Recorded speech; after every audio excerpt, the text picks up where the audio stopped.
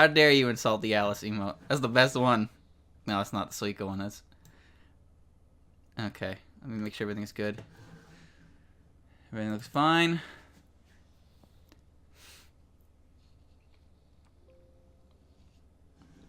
I'm glad you updated. Now run the game. How's that sound? You mean you didn't enjoy making Alice and her that face? That fucking face? Okay. How do you like Cassette after reading Wildhorn Hermit? I like her a lot. Actually. I really, really like her.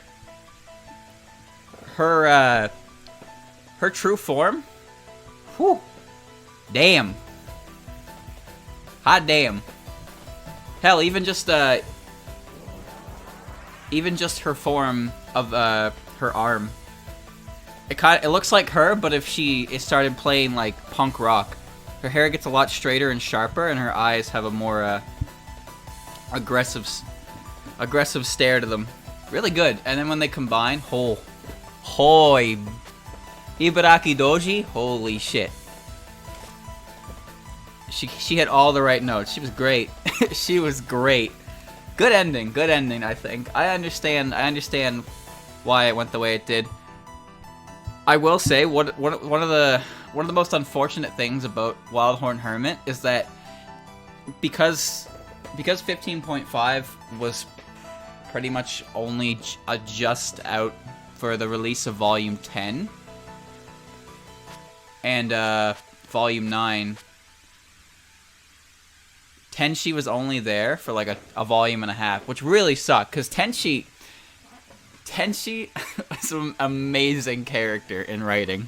Amazing. She's such a snobby brat. She thinks she's better than everyone, and she's one of those characters that's easily manipulated just by going along with her schemes. And I love the way she was written and portrayed, and every single chapter that she was a part of was fantastic. So it's such a shame that she was only present for essentially one volume. She, like, really, really, really good. Really good. Really liked it.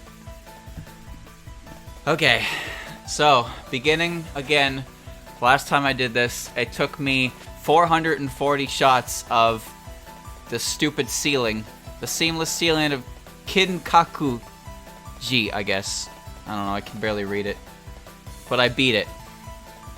What's your opinion of Tenchion? Shion is basically Tenchi's yes man, because Shion's bad luck is overwritten or just canceled out by Tenchi's overwhelming good luck. So because of that, Shion just hangs out with Tenchi and things don't immediately go bad for her. So she's finally found somebody that she can just be around and not have to suffer, which is great. But one of the chapters in Wildhorn Hermit, Tenchi decides, oh shit. Tenchi decides she wants to organize the banquet for the Blower viewing because, well, she's a Celestial.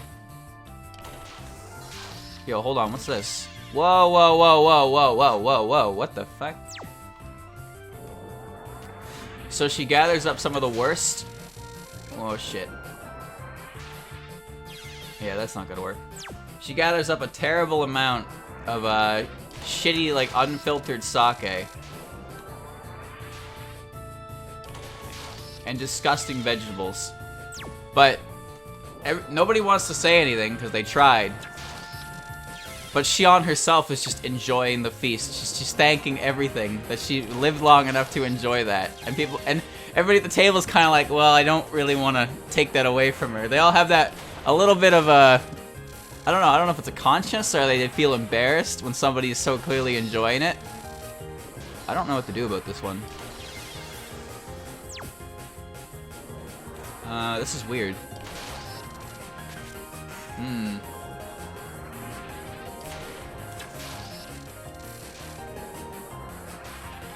have an idea.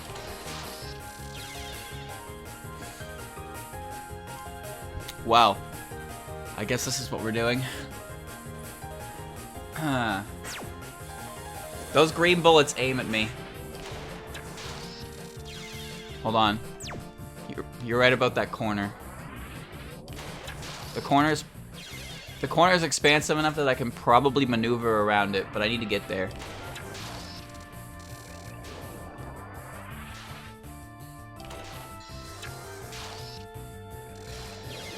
What the hell? The bullet bounced.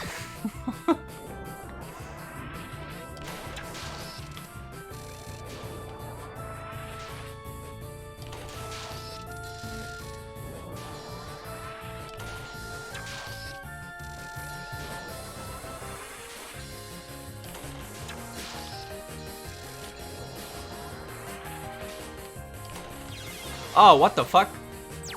I must let go of the wrong button. Give me a second. Give me a second. I got it. I got it. No, I think you still have the right idea, but I'm not gonna go too far. I can kind of work with what I have. I just need to get dangerously close to the lasers.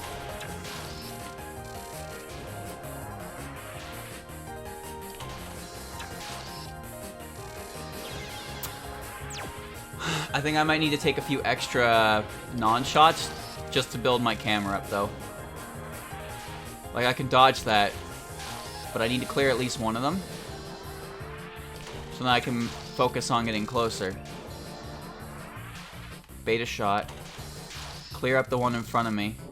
Get a better charge. And move the picture closer. Like that.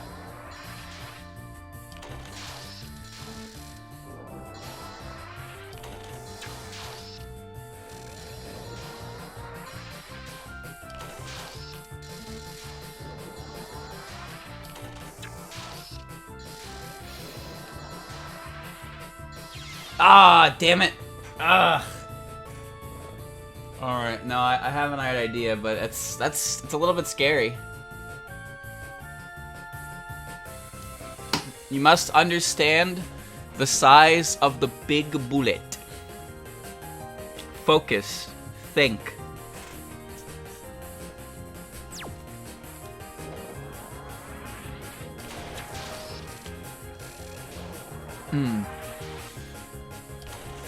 So I posted it yesterday, but I finally figured out why you and Owen got hit with a copyright claim, and it's just as stupid as you're thinking. Allow me to explain. So, for some reason, there's a site that currently exists that I think is kind of new. It compiles Doujin music in a way and sells them on like iTunes and Spotify. You can buy the album or the individual tracks, so that's cool. Don't get me, that's cool, right? The issue seemed, for some reason, Zun's original score, so all the ones that feature Maribel and Ronco and all that. Well, there's that. Those are all on there as well, but for some reason, Dolls in Pseudo Paradise is copyrighted on behalf of Right Scale. And I even looked at this. Like I found, if you didn't know, you can find all those tracks on YouTube. I looked. I clicked the full soundtrack video, 53 minutes, and if you check the description, you can see if things are copyrighted. And every single song, yep, copyrighted on behalf of Right Scale. Same thing that I had on my video. So I was like, okay, what's going on here? So then I searched You and Owen Was Her, like the just You and Owen Was Her. Right? The 10-minute extended version that exists on YouTube. That one got hit too. And it's copyrighted for the same reasons. But it's copyrighted as You and Owen from Dolls in Pseudo Paradise. So the bot can't distinguish the fact that the track that's been copyrighted in the system and the track that is just part of EOSD's soundtrack are different things. It has them as the same. Which confuses me even more is the fact that the only one that seems to have any copyright issues at all is Dolls in Pseudo Paradise. None of the other ones are affected at all. So yeah, there's not enough to distinguish the difference between the two of them. So that means if you want to play Flandre's music, well, you're gonna have to eat shit. So I don't know if that's ever gonna change. Apparently there was a time on YouTube where people were uploading the Zun collection and everything was getting taken down. I don't know if that was him himself, I kind of doubt it. Or somebody on behalf of somebody, who the fuck knows what happened. But I just happened to catch note of that. So, I don't know, maybe it'll go away. I hope it goes away. Or at the very least, they distinguish better between that, because all that means is that UNO is pretty much a no-go anymore for people. You can't use it. Because you gotta deal with that shit. And I don't know who RightScale is, or why they're copyrighted on behalf of anyone, because, well, sort of doubt Zoom cares.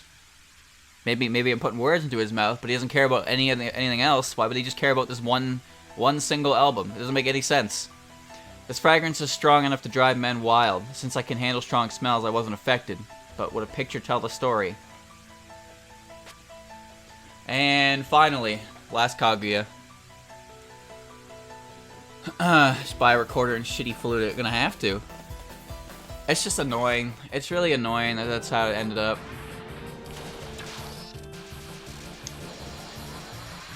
But on a more positive... Oh, god damn it. What is this? On a more positive note, as I said, I finally, what the fuck is this? I started reading the story synopsis from the unofficial score. And the way I like to read them is... The way it's broken up is that each song has a little, shit.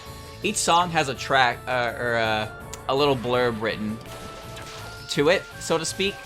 It doesn't really relate, but sometimes it does. Like, for example, in Changeability of a Strange Dream, there are mixes of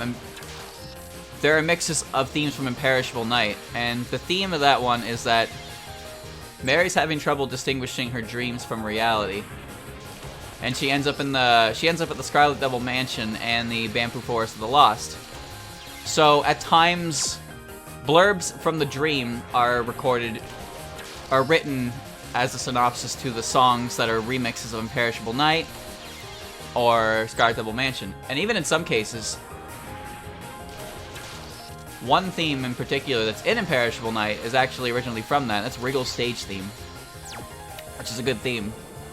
And then the original tracks that are more akin to, you know, just Ranko and Maribel themselves, those tracks have their dialogue in a way that's like a conversation between Ranko and Maribel. It's a subtle thing. It doesn't really make much of a difference, but I think it's neat. So that's kind of how I've been reading them, is I play the song, I let the song play, I read the blurb, and then on the next song, I read the next blurb. Kind of makes each blurb a little more memorable, although it does take me a hell of a long time to read it as a result. But that's alright. So far, I think my favorite story is probably from Changeability of a Strange Dream. Just because it's kind of a neat thing to think about. Because we know that Ranko and Maribel are from a different future than the current world. They even said so in retrospective in 53 Minutes, where apparently the study of spirituality or whatever has been conducted in Kyoto for well over 1,000 years, which I don't know when that kind of thing began in real life for sure, but 1,000 years is a big time frame to work with for that. It also seems to note that... Oh, I didn't realize my camera was charged. I also now know what Ranko's major and Maribel's major is. So Ranko majors in physics. Maribel majors in psychology. Whether or not that information really matters is... who knows. I'm not that far into the thing yet. But it kind of gives understanding to their thought process. Because Mary references a story, an ancient Chinese story about a butterfly dream. About a man who dreamed he was a butterfly. And when he awoke, he was a human. But he couldn't figure out if he was originally a human or originally a butterfly. And it's that kind of existential... It's the kind of existential shit that you experience when you're high as fuck, I guess. Like, whoa, am I a human who dreamed of being a butterfly, or am I currently a butterfly who's dreaming of being a human? And if that isn't the most dude, what? I don't know what is. But a theme for that one is that dreams and reality are two different things, or they're one of the same. I don't really remember exactly what the details were to that. It's kind of messy, though.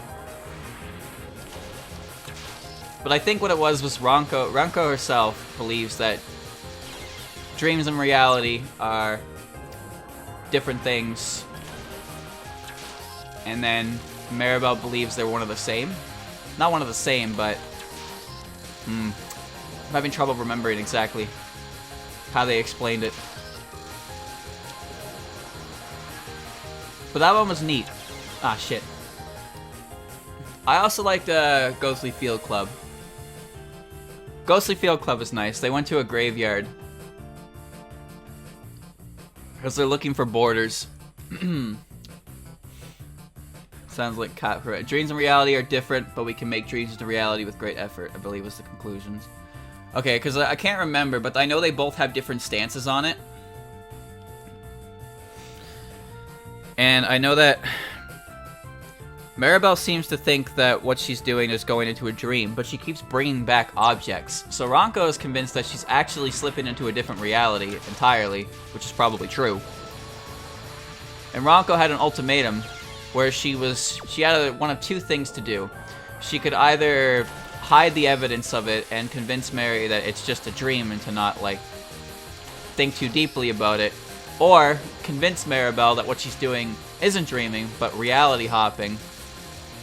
But the danger of that is there's a chance that once she becomes aware of it, she won't be able to return.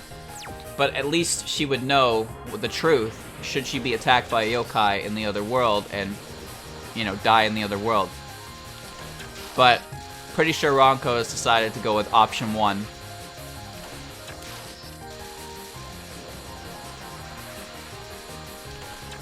But yeah, for Ghostly Field Club, they just go to a graveyard because there's a border. And they push a gravestone and it makes cherry blossoms spawn. I don't really know what was up with that, but it had a good mix of Necro Fantasy on it, which I really liked. Necro Fantasy is already a really good track, but the rendition that was on Ghostly Field Club is really good. That said, same with the Lock Girls mix on Retrospective of 53 minutes, which, by the way, not a huge fan of. I really have no idea what this thing... I really have no idea about this thing. Kaguya-san called this Mysterium. Is that enough to write about? Chat, why do I feel like these two were way easier than literally everything else I had done prior?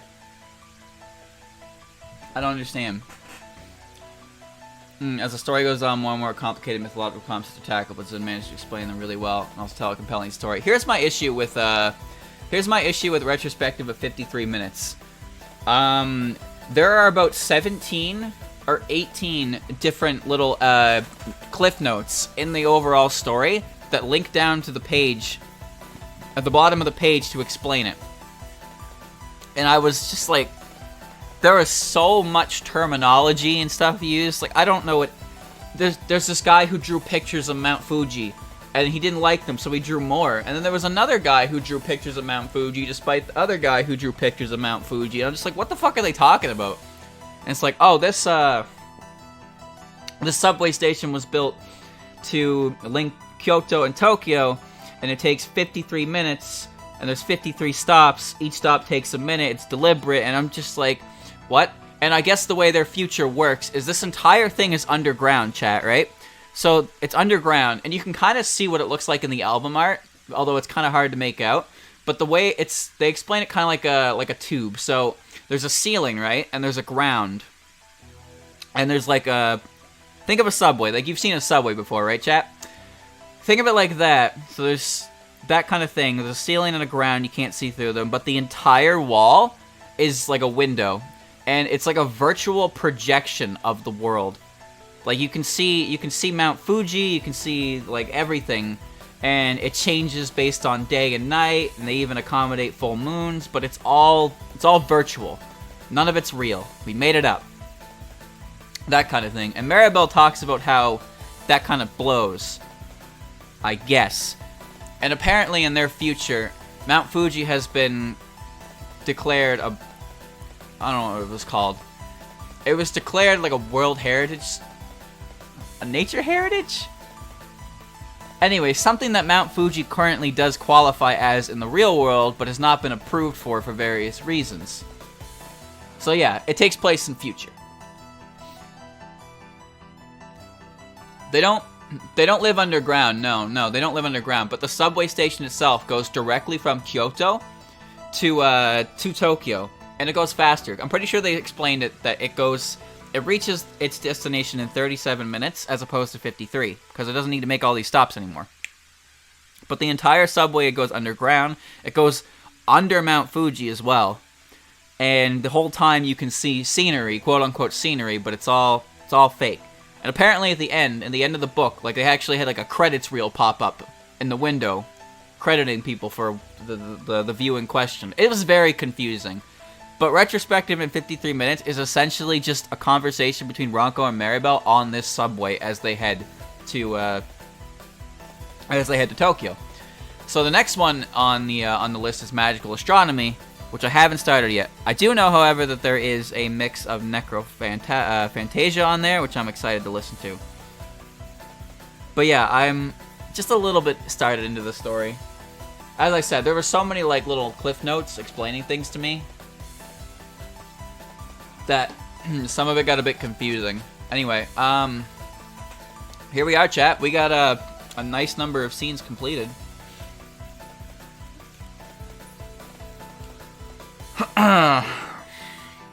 Look forward to stage 10. I'm on stage 10. I like that one especially because it best describes the future ceiling clubs in the modern Tokyo is now completely old-fashioned, as the old-fashioned Kyoto is now modern. Yeah, they mentioned that food-themed parks are popular in Tokyo. They also made reference to the streets are cracked because the spirits within have like ascended or whatever. And they mentioned that it doesn't really matter because cars are a thing of the past. So I don't really know if that necessarily means that people don't drive cars anymore or they're just very, very old-fashioned. But it seems like roads have not been kept up on in this future of theirs. So, and nobody seems to care. Nobody cares because there's not really any cars using them. So it seems I know it's futuristic. I know that they live in a futuristic society. But I just wonder what period, like how far into the future they live. Also, I didn't realize that Maribel had quote-unquote met Moko. Not necessarily met her, but Moko saved her life. From some giant rat mouse. Bit of a mistake on the times thing. Used to take hours and what to go through all 53 stations. New train can make it straight to Tokyo in 37 minutes, but slow down 53 minutes reference to old stations and paintings. I thought they said that in the past it was deliberately 53 minutes because they put a minute between each station, even though it could make it faster. But then they mentioned that it can make it between the two in 37 minutes in the book itself. Either way, it's something. There's a lot going on to unpack in that one, that's for sure. Anyway, Edoko, God of Death. Who? 8 photos, though. It's still retrospective. Oh. What the fuck? Oh, boy.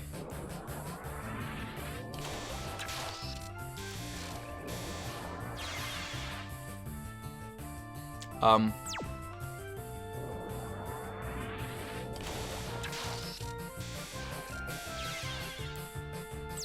have an idea.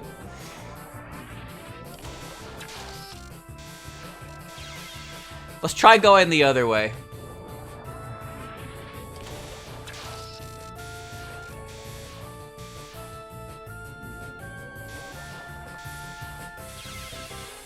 I think I see what I need to do.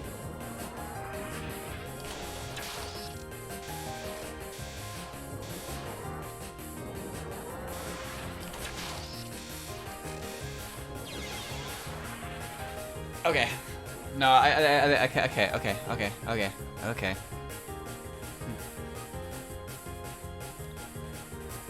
The train that can move between the two in under an hour is the new Mariranko's future thing, replacing an old train that probably still exists today. Well, they mentioned that, yeah, it was made because there was demand for it, and it pretty much hyper focused on going between Tokyo and Kyoto, but it had a bunch of different stations to it. Of course, that's like actual Japanese history, so I really don't know jack shit about it.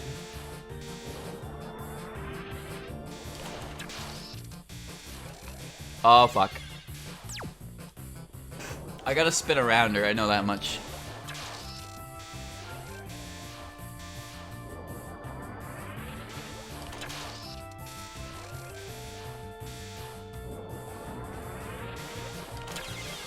Shit.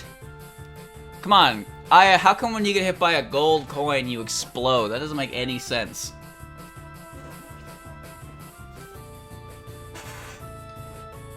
She's not that loaded. Do you see how many she's throwing at me? I think she's pretty goddamn loaded. All she does is spend her money on booze, though. Or maybe she just hoards it. Who knows what Komachi does with her money? Not like she needs it.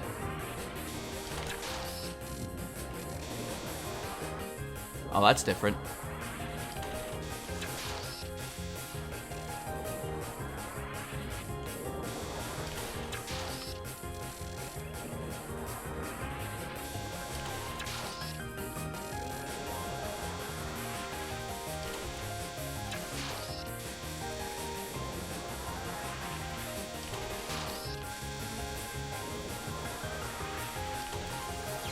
Fuck you! There's so many coins on the screen! Huh? You wanna tell me she's not loaded? Do you see what she's doing? Do you see how much money she is throwing at me?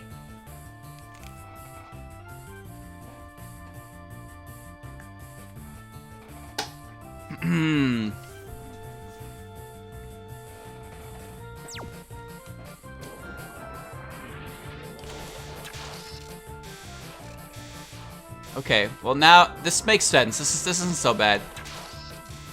I understand what's required of me. I'm dead. Ooh, close. Alright, now I need to back up. Okay, that right there is the choke point. Because if I can get through that first one right there, I think the rest of it's smooth sailing.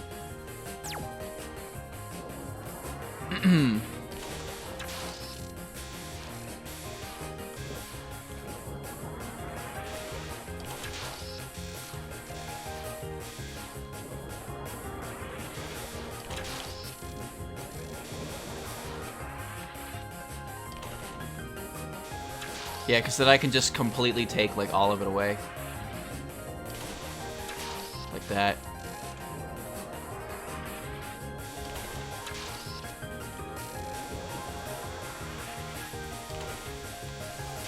Shit.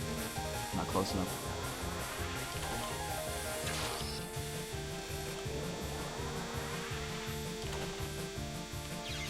I should have just pressed the A button. I really wanted to preserve that camera shot.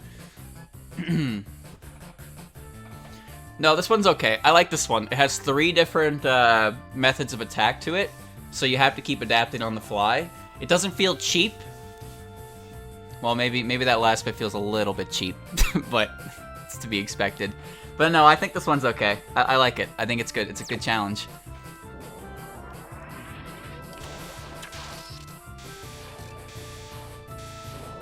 Like, because the thing is, it's probably possible to do this part without doing what I'm doing, but it seems incredibly difficult.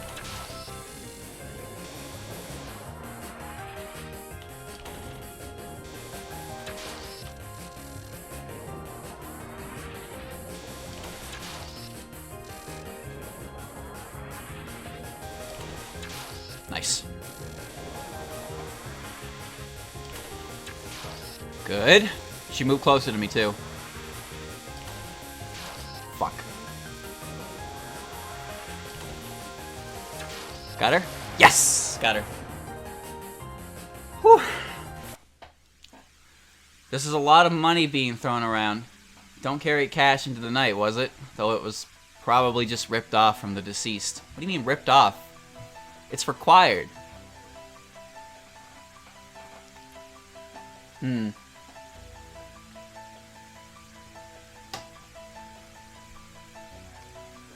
Okay.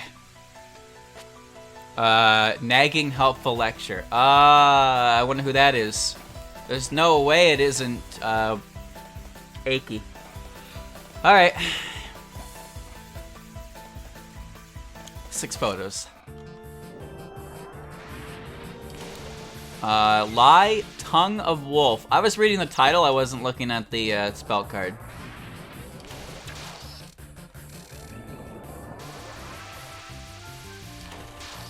What the f- okay.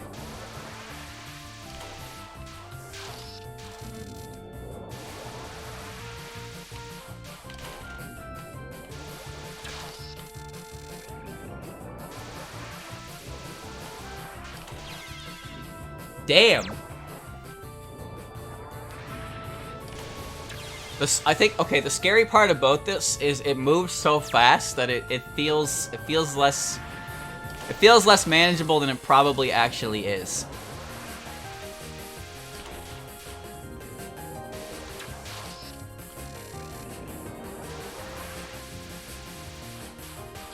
Shit, moved too far. If it didn't move as fast, it would be a lot more manageable, but as it is, I kind of understand what I'm doing here. I just need to not hang around for the red bullets.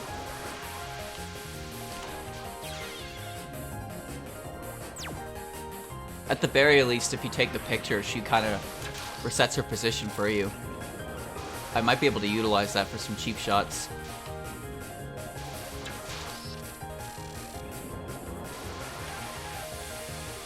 Like here.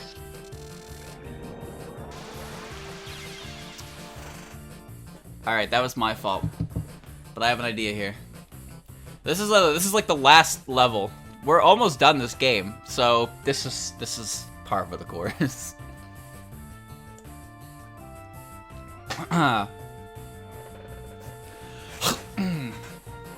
So chat. I think one of my favorite chapters from Wildhorn Hermit. Okay, so the Moria Shrine has successfully built their railway system that links the human village to the Moria Shrine. So now they can finally have visitors on top of the mountain, and everyone on the mountain it's mutually benefited from it. So that's cool. So what that resulted in was Reimu decided to find a way to compete with them because they were advertising an end of the year sunrise for New Year's Eve kind of thing. Because you could never really do that before, but now you could. So her and Marissa and Kassen all start brainstorming ideas to attract visitors to the shrine. And what did they decide? They built a goddamn theme park. They built a Ferris wheel and their own little gondola to the roof of the shrine. They called it Hockaday Land. And then nobody wanted anything to do with it. And it was pretty feel bad.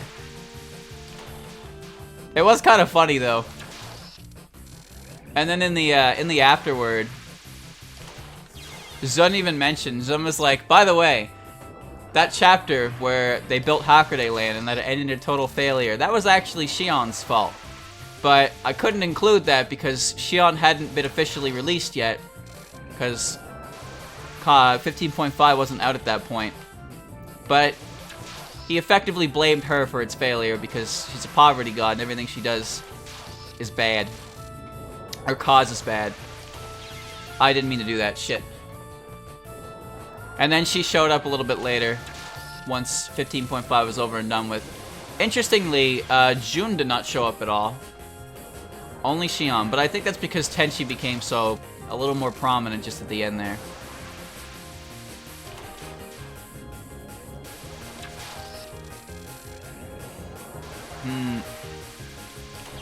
God damn it. Alright, Aki, you need to chill out. Still, I like the way it ended. Wildhorn Hermit was very good. The afterword by Zun was very enlightening too. Zun himself mentioned why Reimu is the way she is.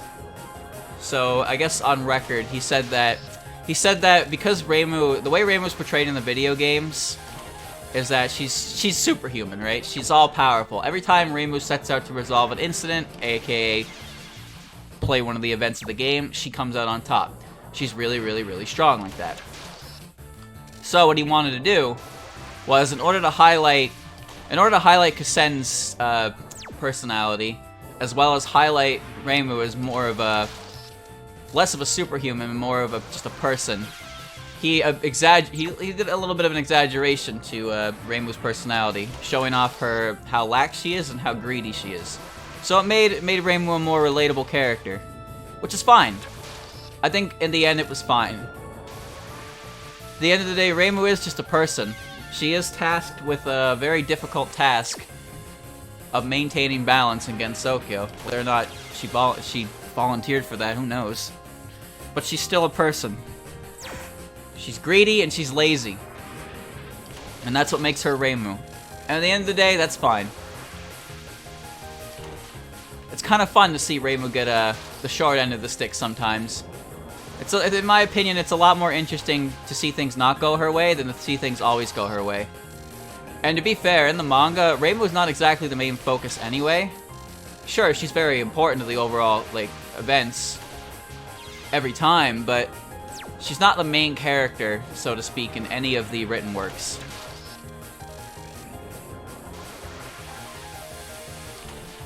She still plays a very important role, obviously, because she is the main character.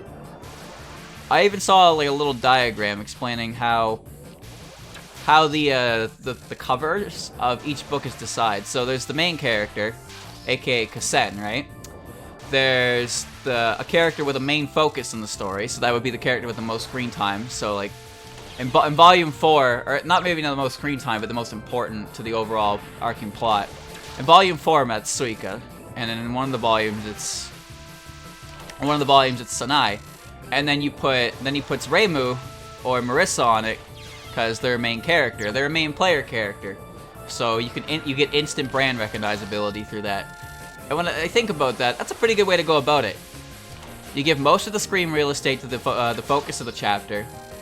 You put the icon of your series on there so people can recognize it in a moment, and you put the main character of the series in there so people can realize that it's part of what series it is. So Kasen, Reimu, and Sanai, and there you go, there's your cover image. And I was like, you know what, that makes perfect sense. It really does make perfect sense to me. If you're gonna advertise a Touhou book, obviously you want to have Reimu or Marissa on there. They're the face of Touhou. But since they're not the main focus, you don't need to dedicate all the screen real estate to them, and you can give your other characters some love. I hate this. I really do. This is painful.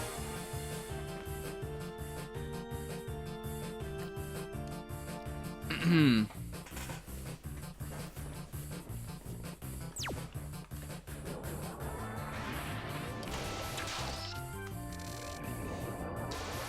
Myoden Temple also created a giant Buddha statue for one of their day. And then I found out what it was. And then Reimu blackmailed them for it. That's great. As I said before, the art for Wildhorn Hermit super improved through each volume. And of course, Wildhorn Hermit has been actively updating from 2010 all the way to just last year. It only just finished last year, which is crazy to think about.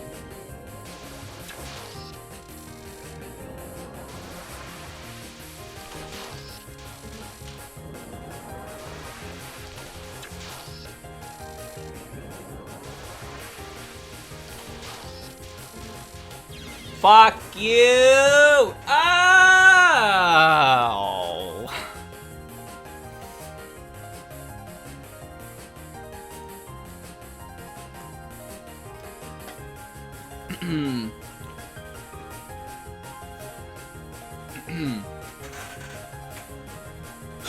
The only books I have left to read are, again, I'm reading those magazines with interviews and character thoughts and stuff like that as well. That magazine has cool articles. Some of them aren't translated though, which kind of blows.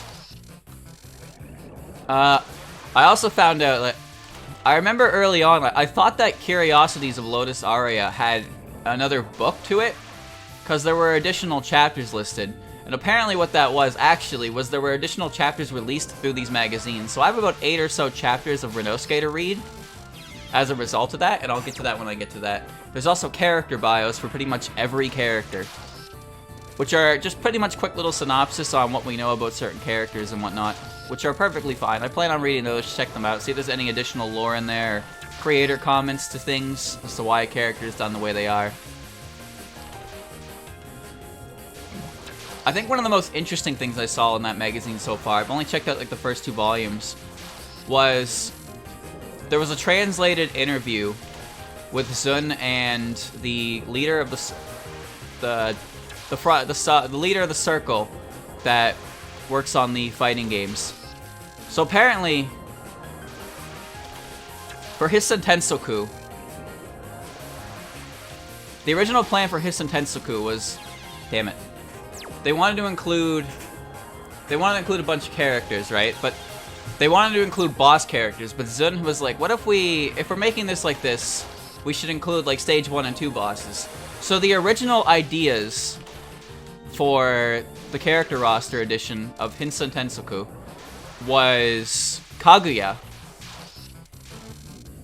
Shirno, Wriggle, Rumia, and Nitori. Think about that. At one point, Rumia and Wriggle were considered for development as part of 12.3. I thought that was really cool. So in the end, they ended up not going with that. They did go with Chirno, though. We know Chirno went in with it. But for the boss character, they decided to go with Suiko. And I guess Utsuho as well, but Suiko was probably their first idea in that case. And of course, we know Nitori ended up finally getting into the roster anyway, come 13.5. And then Moko was finally added in 14.5, which apparently was something that the Twilight Frontier wanted to do to begin with. They wanted to add Moko for a long time, but I guess they never just could. And they finally had a reason to. That was pretty cool to see. I was pretty happy with that. I can't believe this. I can't believe this. But now I can't help but wonder, what would 12.3 look like with Rumia as a playable character?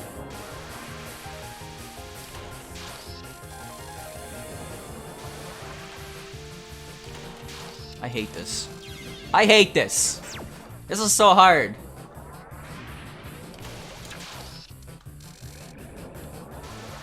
Feels like luck that I'm squeezing through half of this shit. But I'm confident in my ability to move through it. That's the crazy part.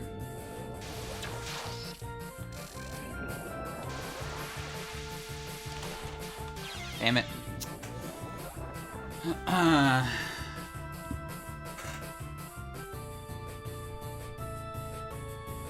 What? Am I dead? No, I'm alive. My stream's up. Okay, I haven't even dropped any frames. Trust me, you're not missing much. I'm just dying to the same thing over and over again.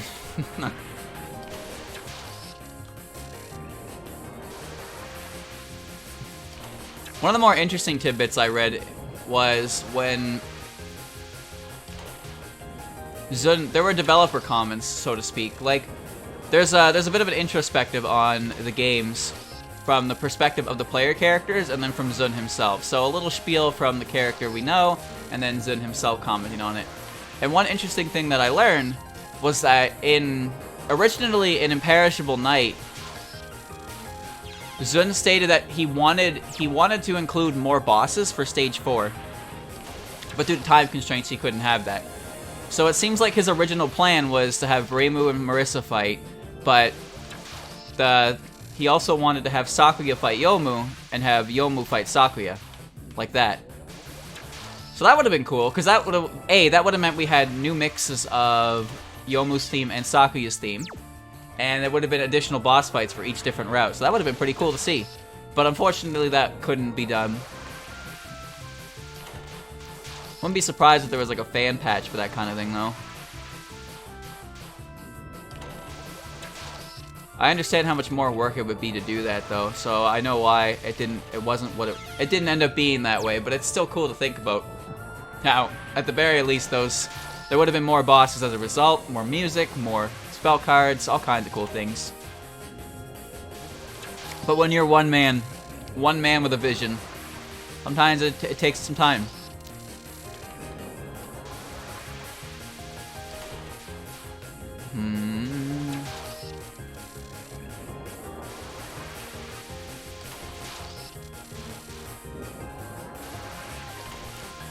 That was close. I just had to move to the left, or I had to slide to the right. Twitch yourself is dead. What happened?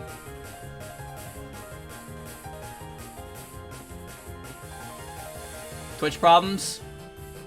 Hold on. Can you guys hear me? I could use a break anyway. Can anyone hear me? Yes?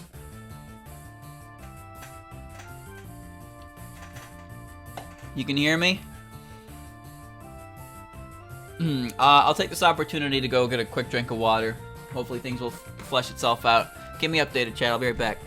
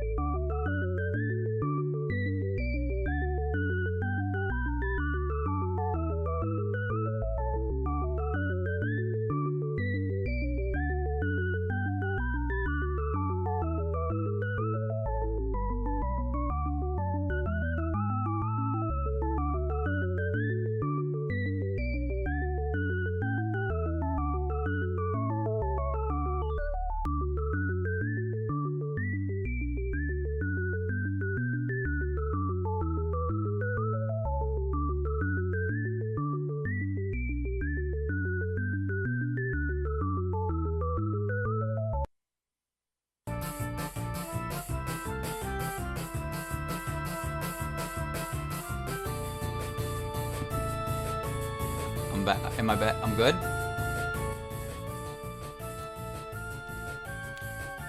We back to normal? Is everything okay? Okay. Okay. Alright.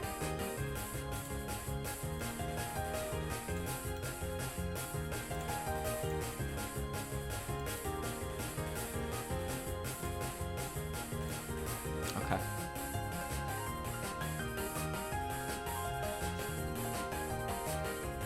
Damn it.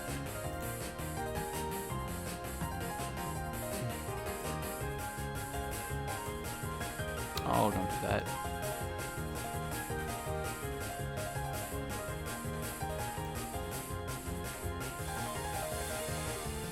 Okay. Okay. Finally. Yeah, it's good. Well, that was a good amount of time wasted, but that's alright. I can just cut that out, so it doesn't matter that much. Well, good thing it decided to come back at that moment in time. Who knows how far I would have gone down that one. Are we good? Everybody's okay? I can resume? Oh, I sure hope so. I don't even remember what I'm doing for this now. It's been too long. Alright. Apologies for that. That's not gonna make any sense in the recording. But Twitch went down for like 20-25 minutes roughly. 20 to 25 minutes roughly, so I just sat here and did nothing. And then I started editing things to put on the screen, and it turned into whatever the hell that was. It turned out pretty good, I'd say. Chat, what was the last thing you heard me talk about? I don't even know the last thing I said before everything shit the bed. Oh, that sucks.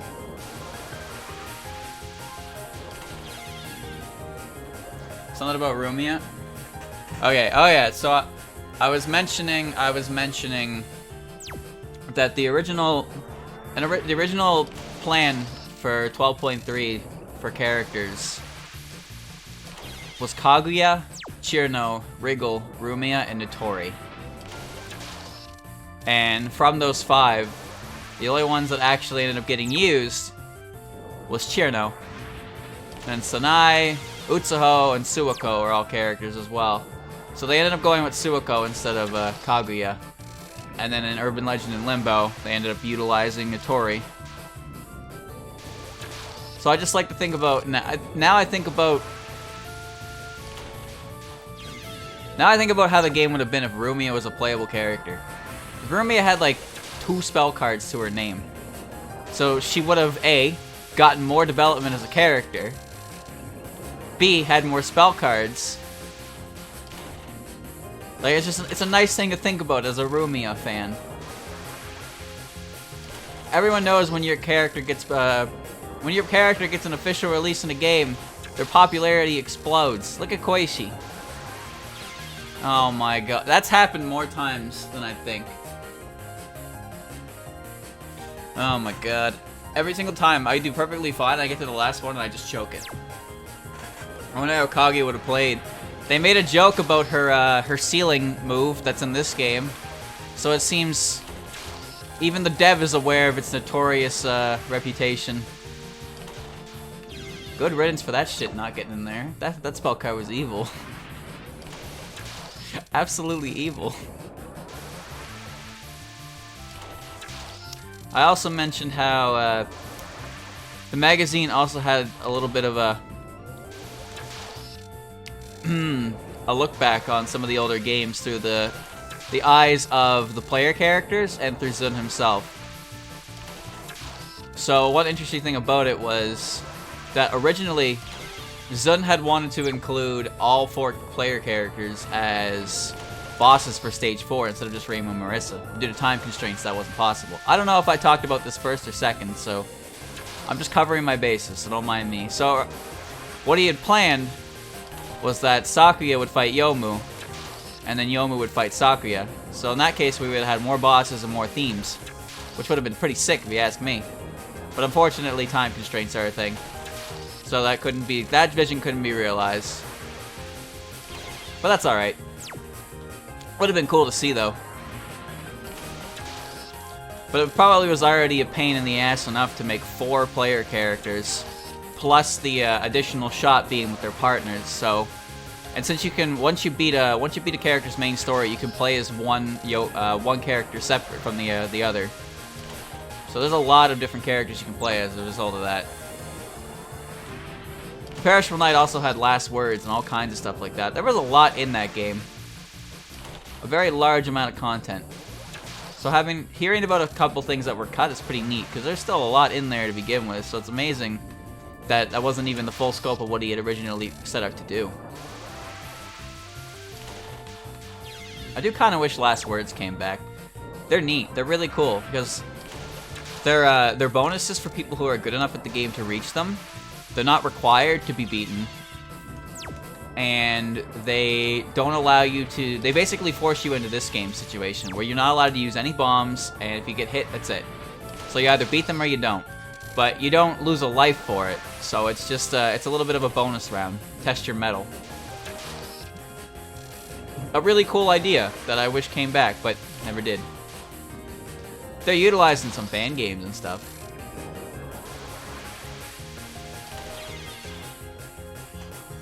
Oh.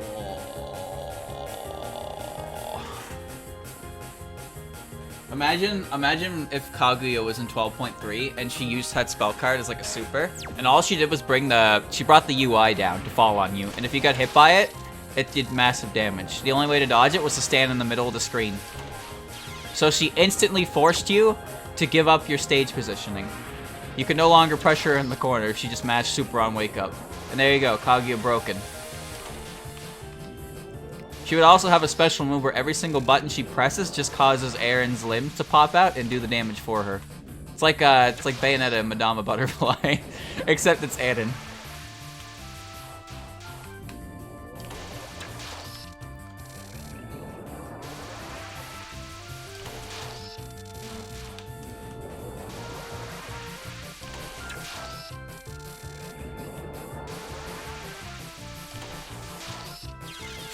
I tried to take out more of the top and not next to me, and I ended up dying for it. Ugh. I've been here for a while. Quite a while.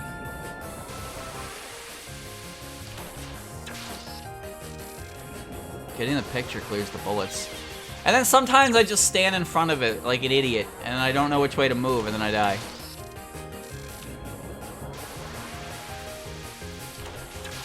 Good.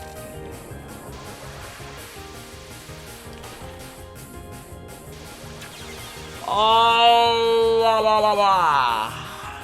Good.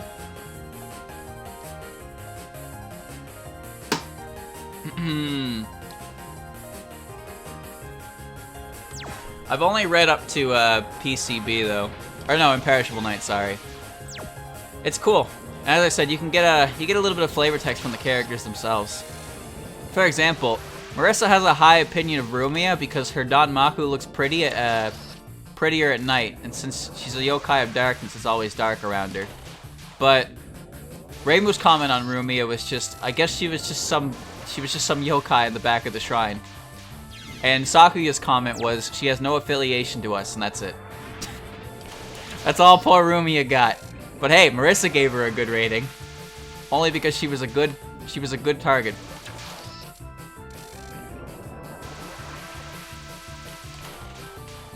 I don't know why I'm bothering going for points on that shot.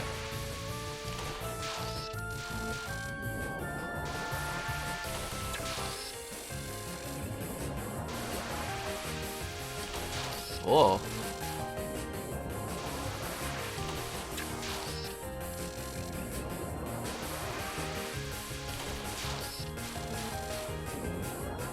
Finally. I've got all the Chaos Emeralds! Oh!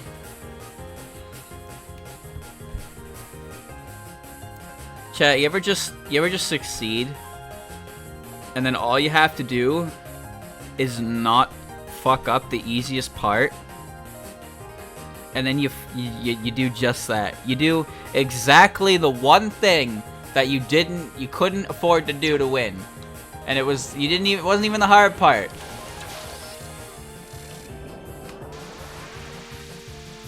It's like killing the boss and then dying to the mob enemy. That happened to me in Dark Souls, actually. There's a boss in a Coliseum. I forget what it's called, but its point of entry is very close to a couple dogs. So I just ran past them, opened the fog wall to fight the boss, because I was like, all right, whatever. But what happened was I beat the boss on a sliver of HP, and I was like, alright, yeah, I'm gonna go collect its item. And then I had like 1 HP left. And then out of nowhere, a fucking dog showed up and hit me in the back and killed me, and I was like, what? Apparently, the arena entrance is too close to them that they auto-aggro. Why do I keep doing that? So that sucked. I learned that one the hard way. It's the only boss arena to do it, so I beat the boss with barely any HP left, and I died to a fucking dog. So I had to run all the way back to the boss arena to pick up the quest item and my souls. I was not very happy. I got them back though. I did get them back. In the end, I came out a winner, but goddamn. I don't know why I keep bothering with that. Just take the picture, Dylan. Just take the picture!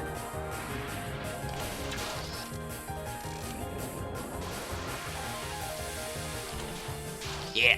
That didn't count? Impossible.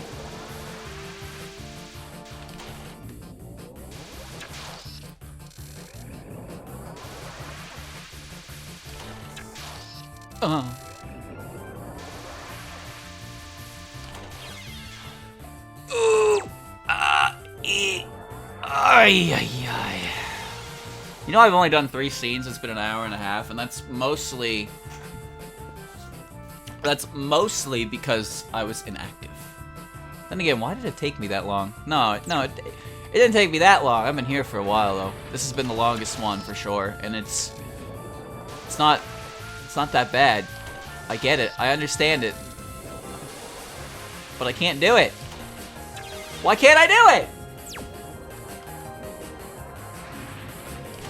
You should be able to take a picture at not max charge. It's just the camera range starts smaller the lower you start it. That's my opinion. 99% dead. Come on.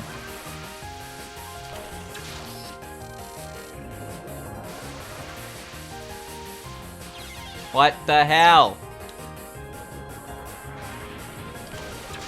Wolf tongue. Yeah. There we go. Oh boy.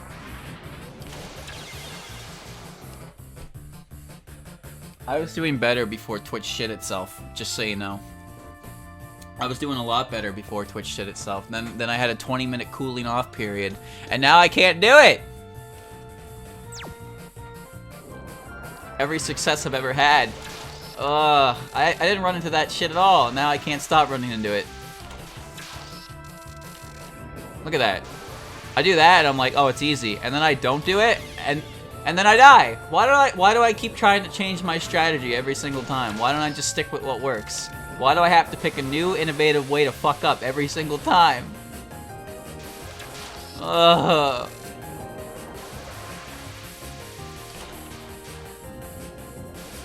Look at this. Why bother?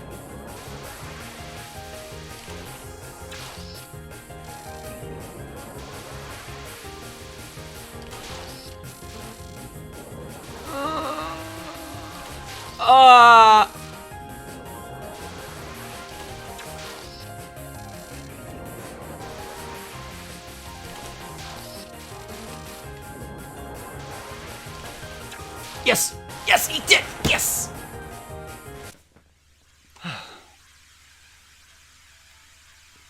It seems that liars meet a horrible fate when they die. Their tongue is pulled off, roasted, dipped in salt, pepper, and lemon juice. What?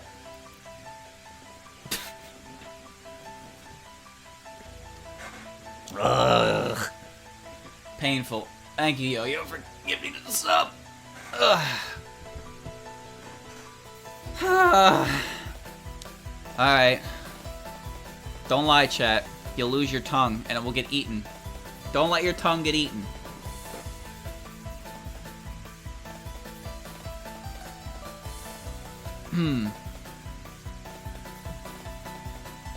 What is that?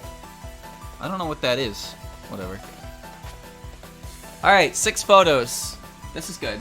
Nah, this is fine. 6 photos is nothing.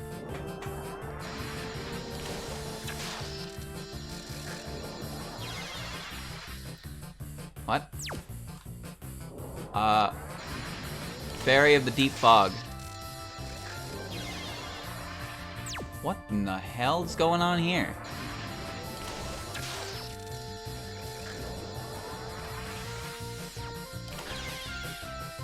What?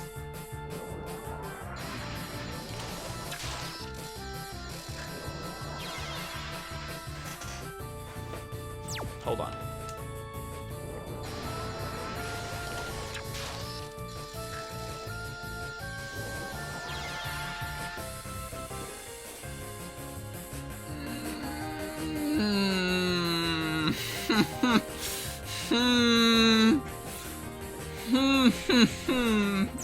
Yeah, this is I'm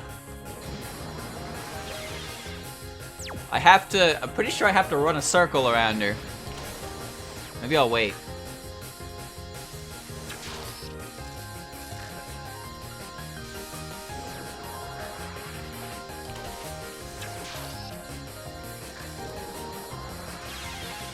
Oh, that's cool. That's cool. I haven't seen the shutter chance in a while.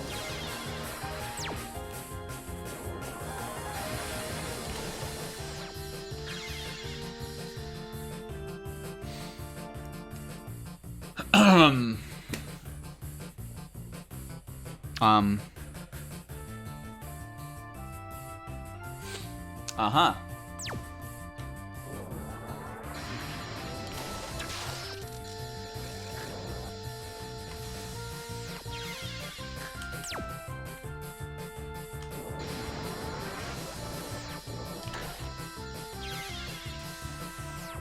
What?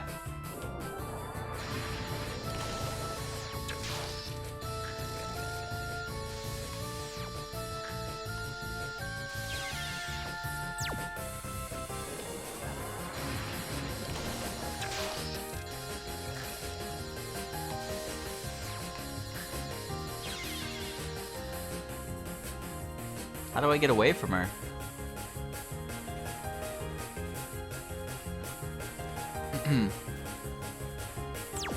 How do I get away from her?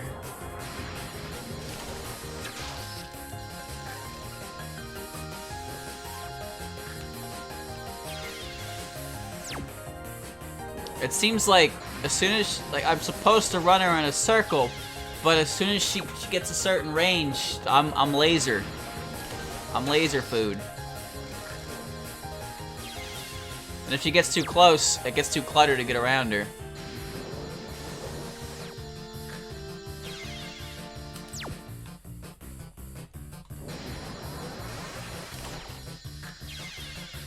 Yeah, I don't like this.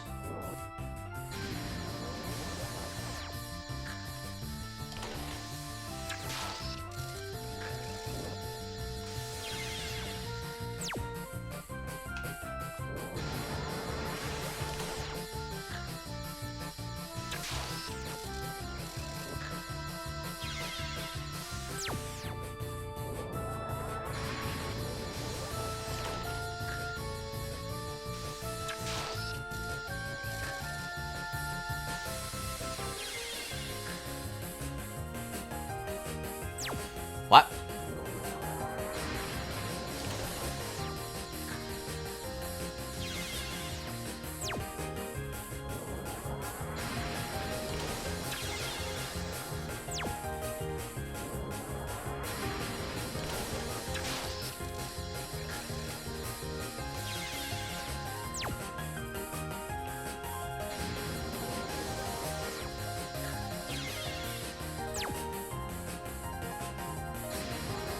Death Song, Fairy of Deep Fog. I have an idea. I have an idea.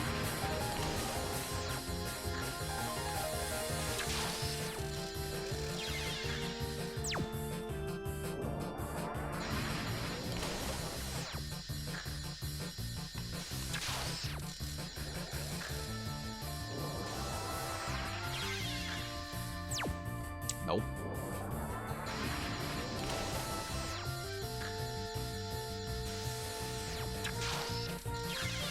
That doesn't stop the lasers. You really have a shutter chance as soon as those lasers happen. How the fuck do you get around it, though?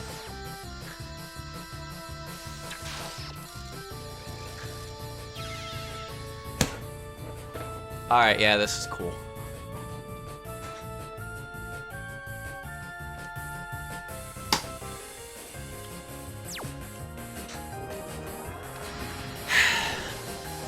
She just occupies so much screen.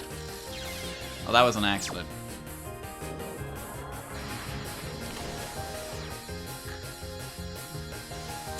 The fact that she moves towards me as well is not helpful.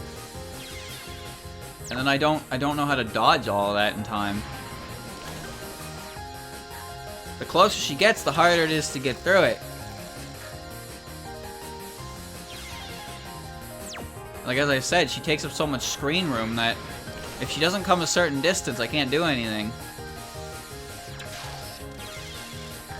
Like even if I had ran to the left there, I wouldn't have been able to get around in time.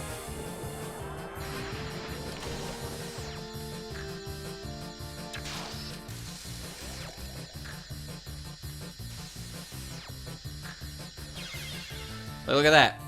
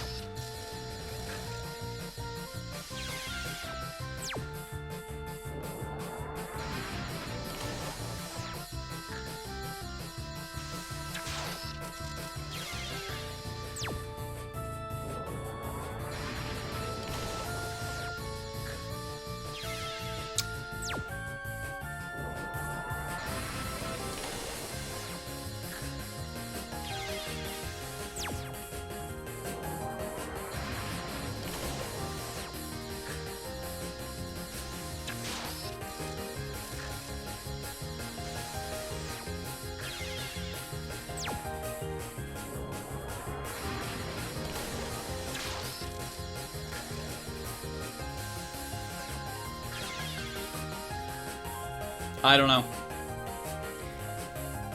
I have no idea. Even if the gold ones are aimed at me, the problem is if I move too fast, I run into the other set of them. And I have to move fast because I need to get out of the range of the lasers, because the lasers kill me.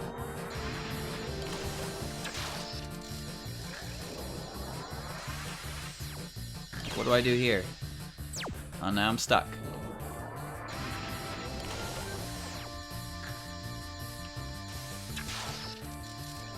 Then I go over here. But like, again, it doesn't matter what's aimed at me or not. The problem is I have to go through all of it anyway. I'm down here in the corner.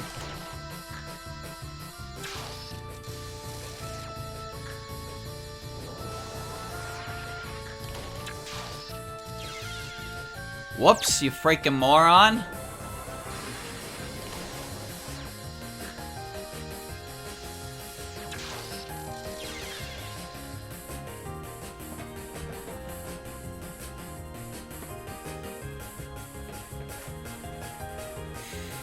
You know, that last one was fine, because that last one made sense to me. I can't make heads or tails of this one.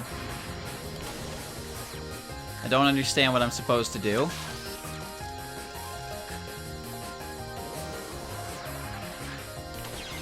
Feels like everything I try doesn't work.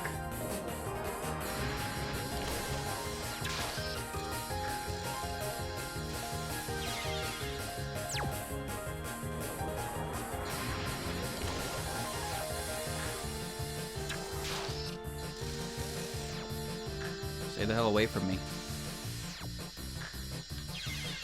I can't get away in time. There's no way to get away in time. How do you get away from her?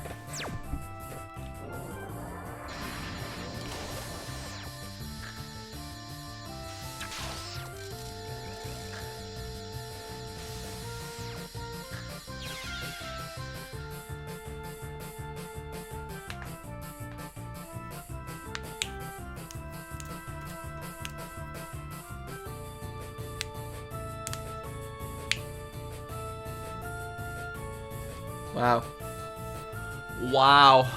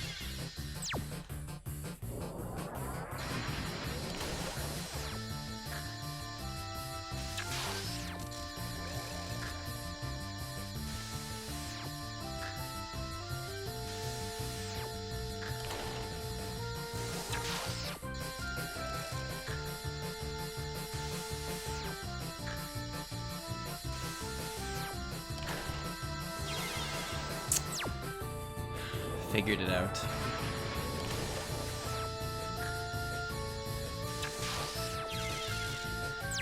I figured it out.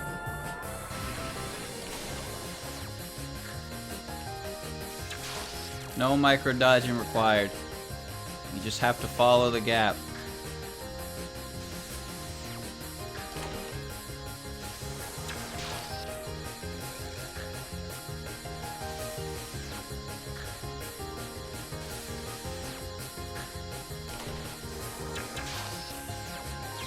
Shit. It's just gonna take some time, that's all. There's no downtime to charging, I just have to go.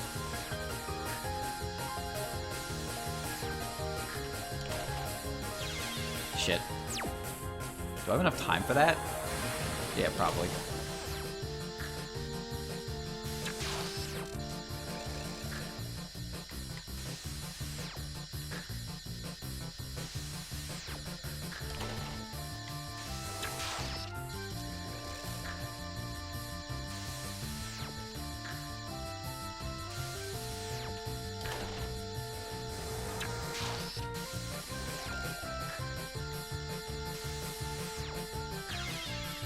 Alright, it just gets... I gotta go a little bit faster each time, I guess. No, I understand it now.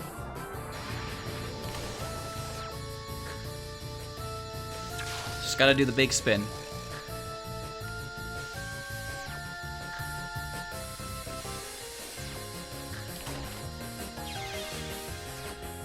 Lasers are still a scary addition to that, though.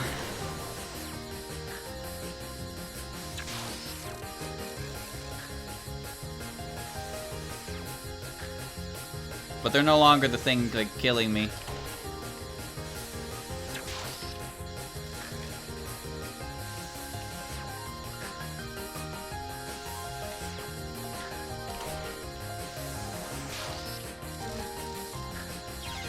Yeah. I need to take better pictures. My position for my pictures is really bad, so I keep getting caught. But I need to put them in there somewhere. That time I just didn't move fast enough, because again, lasers are scary. This is only possible because they're aimed at you.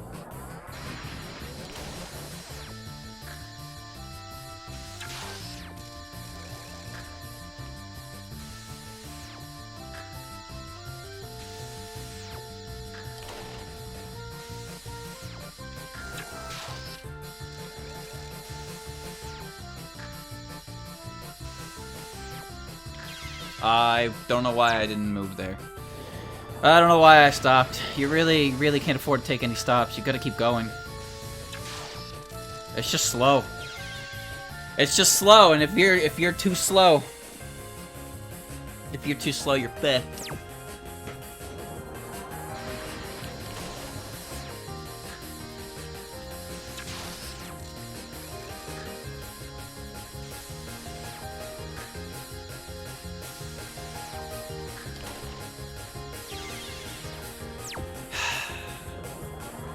You think I'd pay more attention to that? Running into a bullet that's just not having anything to do with anything. I got too close. Lasers. I still don't like this one.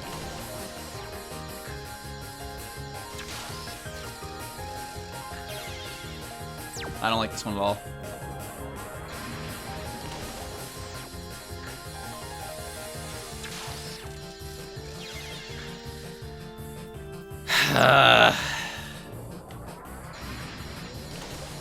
Come on.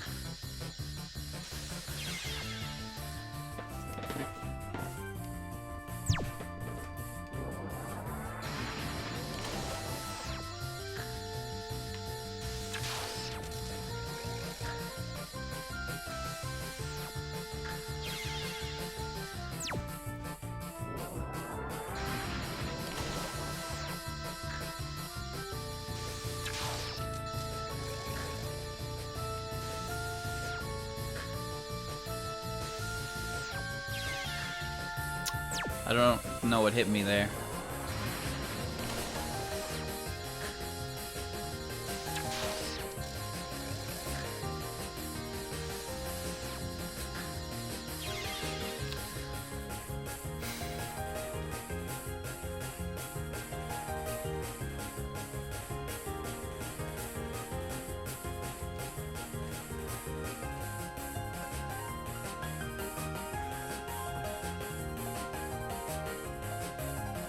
Wow. Unbelievably, I sat there for 25 minutes where the entirety of Twitch crashed. And I was not bothered. I have spent maybe 5 minutes on this, and I am irritated beyond all belief. Wow. Now that is impressive.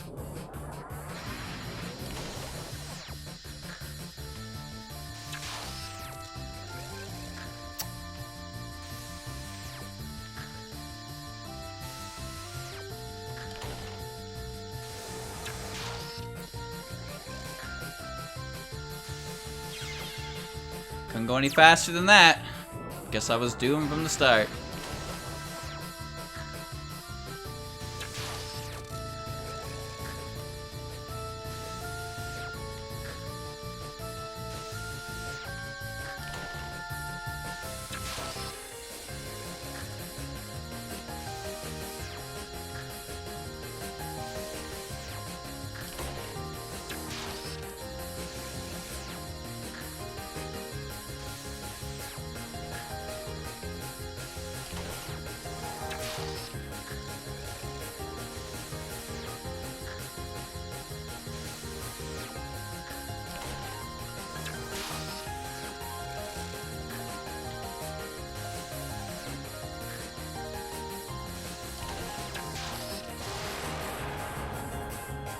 You know, that actually got easier. That got easier the longer it went on, because the more coins that she threw, the more defined the path to follow became. It's really weird. Like, the beginning, there's so much open area that I don't know which way to go. But at that point there, I was just like, I know exactly how the path looks. Like, it became very, very clear how to do it the further in you went. That's strange. That's really strange. Still, the last part of that was fun. I like the last part of that of that one. The first 3 photos are not fun though.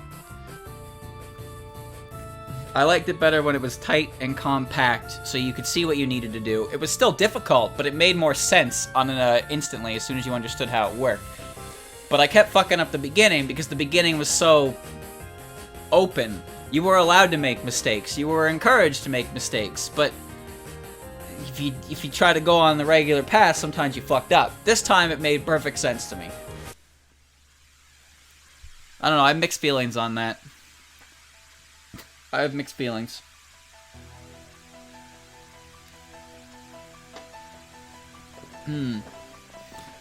From a spectator standpoint, it looks like it's getting harder, but as a player, it makes more sense. Because once the bullets reach a point where it's very obvious you're not intended to go through them, you can usually find the pathway that it is intended. But the way that one starts, it seems like you can kind of weasel your way through a few of them. Anyway. Chat, that says lots.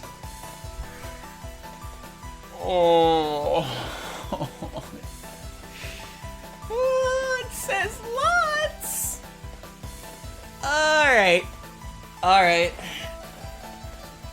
Show me what you got. Bring it on.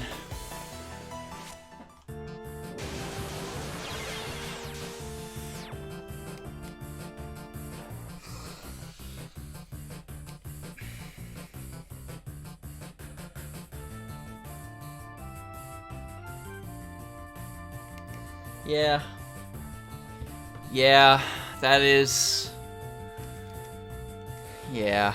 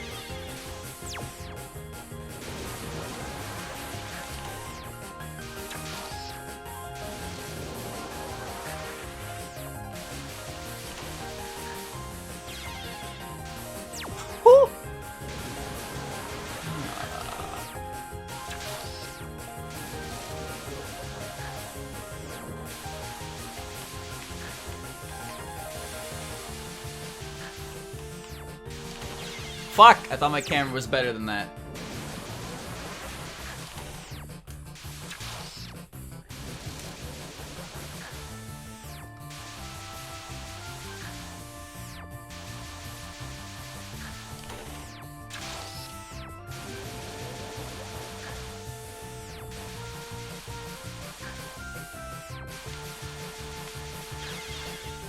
Whoa!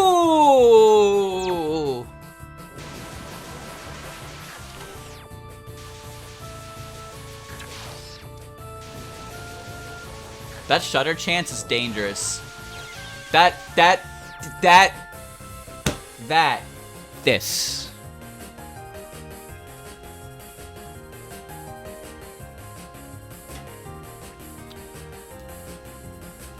This.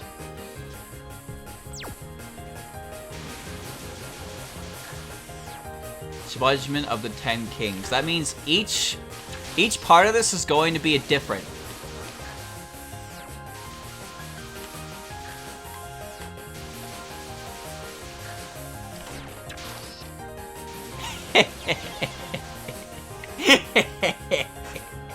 Zero pointo.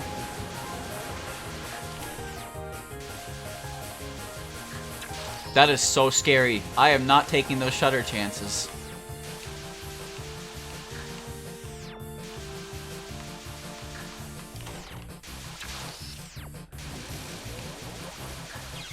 Alright, that one is bullshit. That one shoots just a little bit in front of you.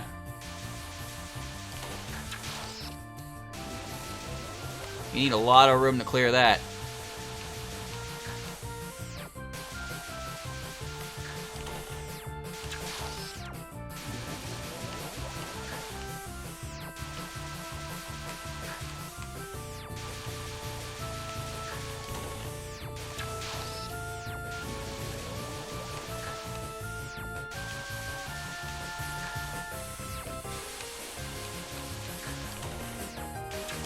Whoa! What?!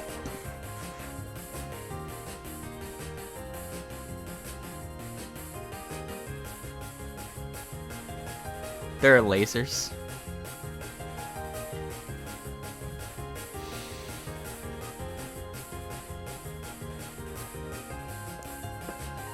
There are lasers. It's not a matter of it staying easy, it's a matter of it happening within seconds. I took the picture, backed up, and the lasers were already going.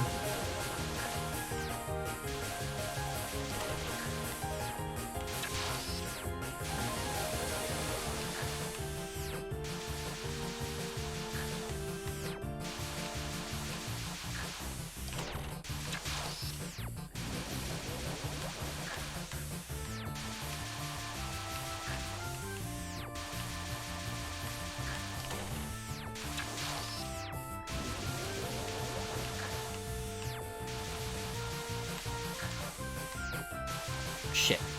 Yeah, Morty!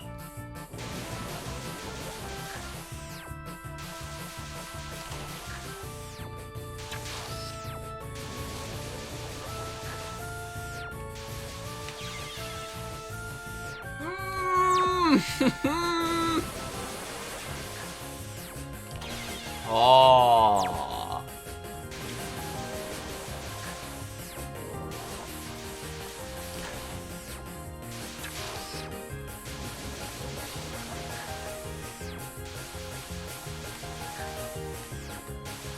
Oh.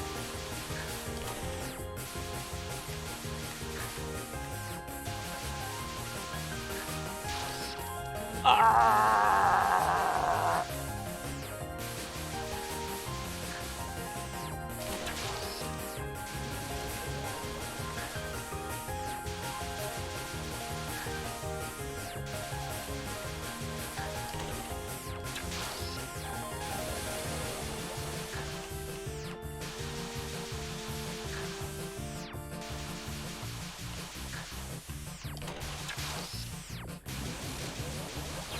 What the fuck is that?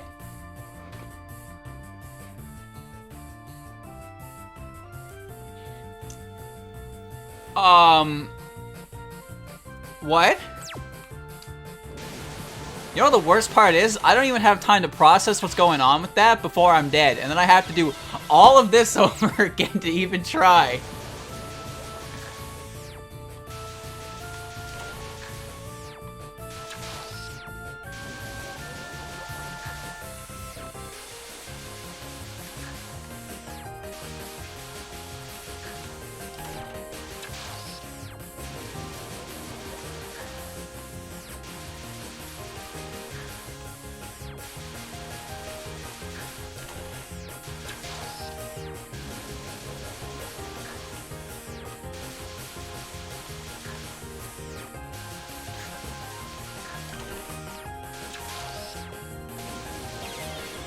Every time. Chat, look at the face. Do you see the face? Look at where Aki is. Look at the face. You see the big red nose, the stupid eyeballs above it, and then the stupid smiley face. Clown son.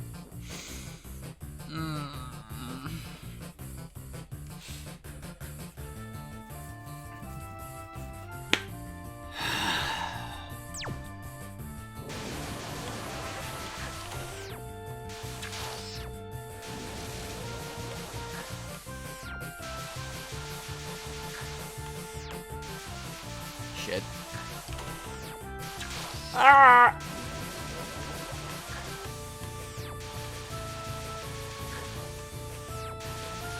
I'm still not sure how the laser section works.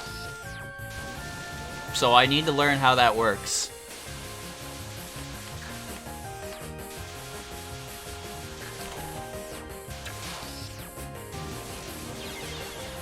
What is happening?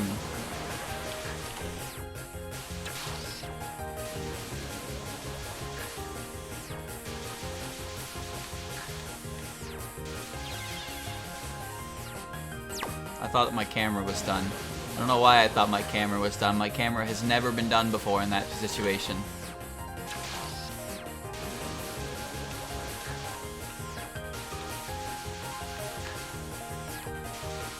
The term lots of photos.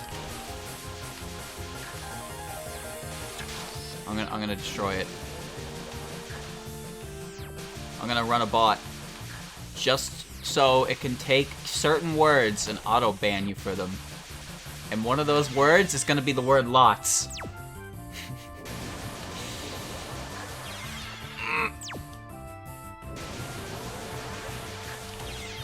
Oh, it almost worked.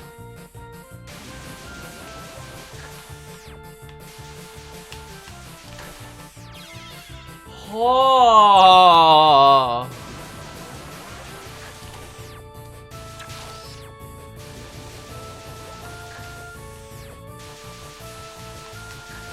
You know, I don't know why I got hit by that last blue one.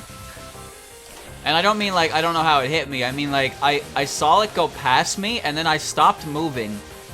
I just completely stopped moving. And then it hit me and I was like, yeah, that's about what I expected would happen. Why did I stop moving? I just completely voluntarily ceased.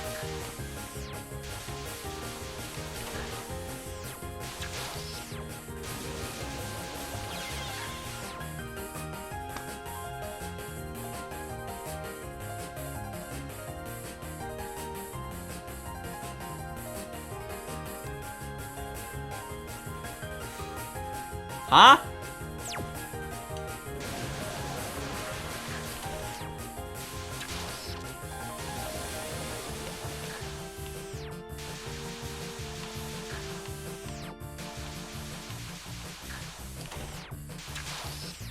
The worst part about it is this part is not that difficult, but it requires you not to fuck up 4 times. Only to reach the point. That's the first photo of those lasers. It's gonna get worse. And I still don't know how to deal with them. Like, what? How? How do you get a, what? How do you get around that? The lasers are aimed? But But aren't the bullets also aimed? But the amount of time between each laser is, like, non-existent. So how do I even get around that shit?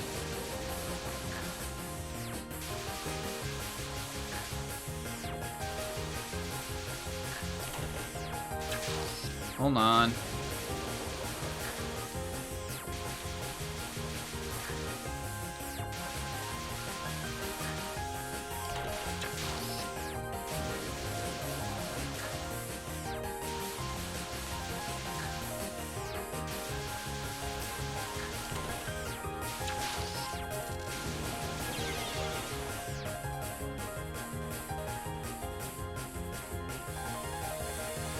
What?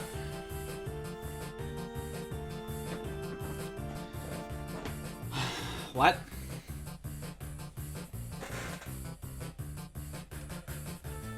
What am I doing?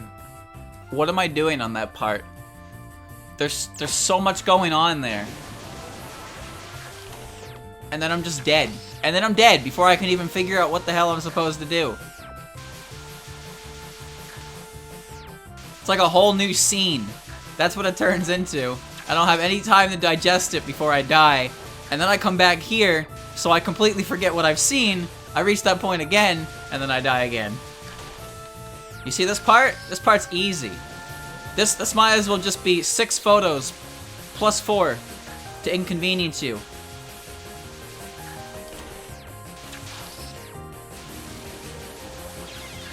What the what?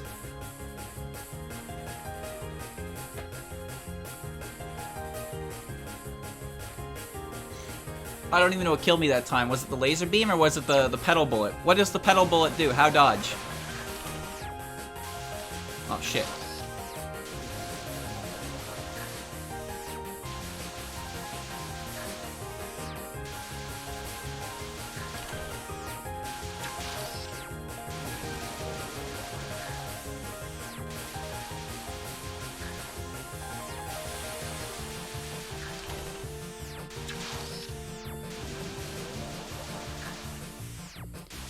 Big movements, big movement, big movement, big movement, big movement, big movement.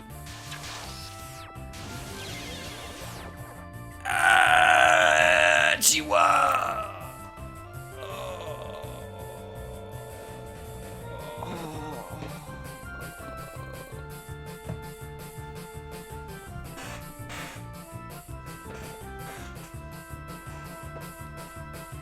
Alright.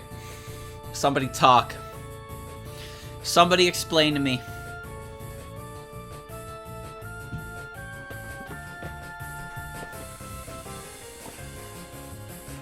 What is going on there?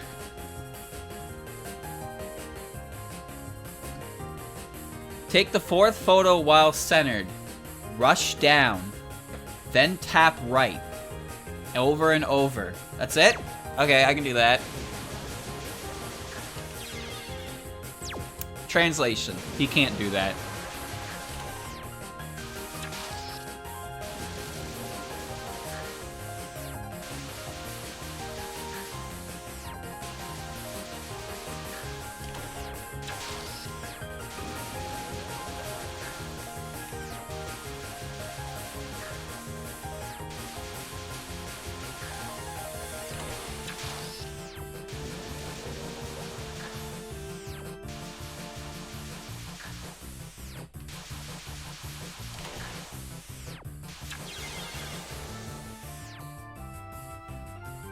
You move 1 laser width per laser interval.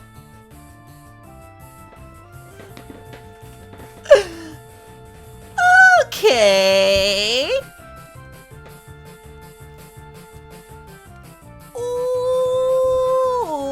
Okay.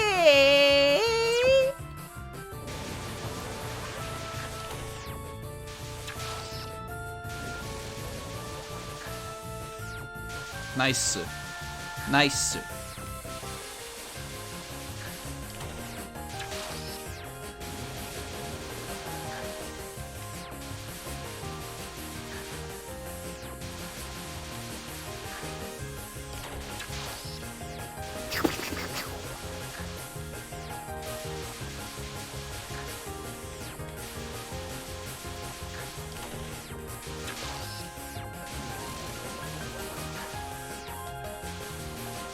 No! No! I figured it out! No! No! So I go right, and then I go back left, yeah? Fuck.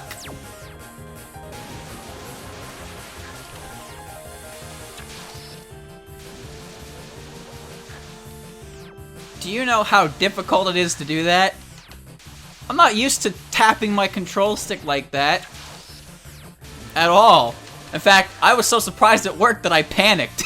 and then I blew it. I was like, holy shit, I did it. And then I realized I still have to wait for my camera to charge, and then it all went wrong.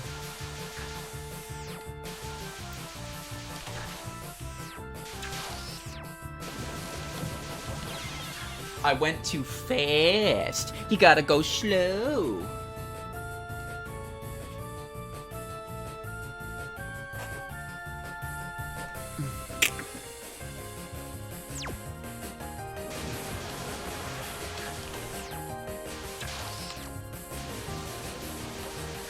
If you beat this, you are legally skilled. It's like one of those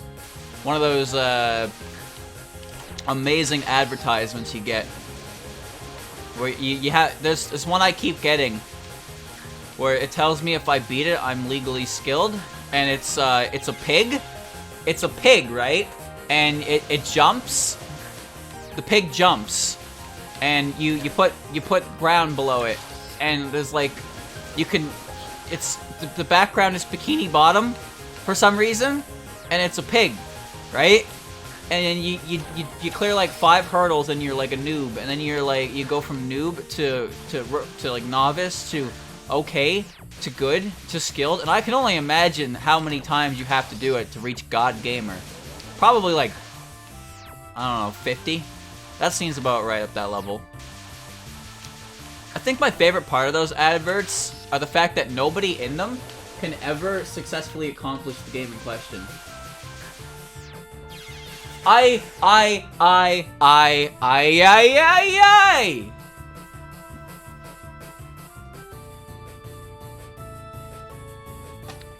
get it. I get it.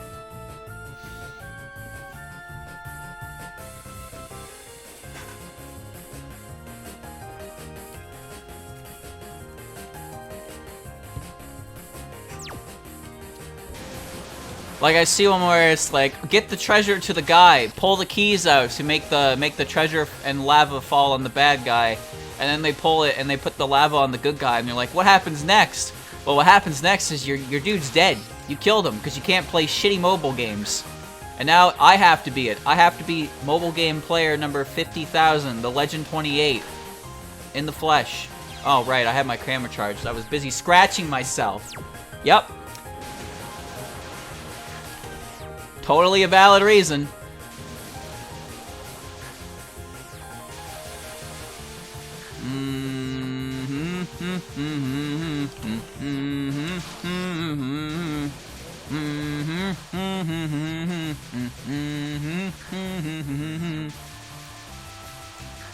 Chad, imagine if you hummed copyrighted music to yourself and the robot picked it up. Wouldn't that be funny? And then you have to dispute a claim. Then I have to dispute a claim. I don't understand. I was doing it perfectly fine.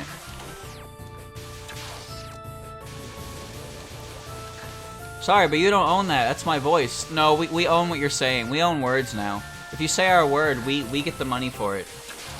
Alright. How dare you react? How dare you react? That basic human emotion to react to things. We own that. Pay me money.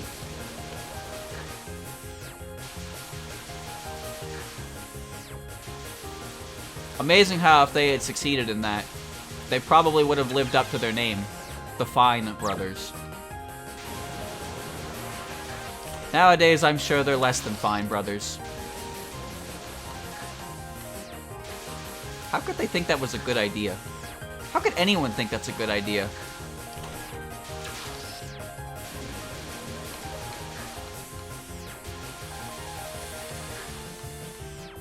I guess the better question is, why are people so greedy? Imagine if the guy who made Angry Birds tried to copyright the word angry or the word birds. That would be difficult.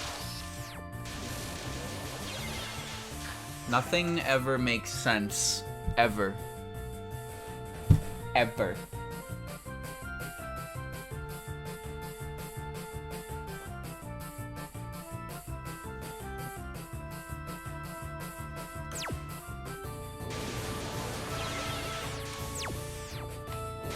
Imagine you copyright the word angry. So now anytime you say the word angry, you get claimed.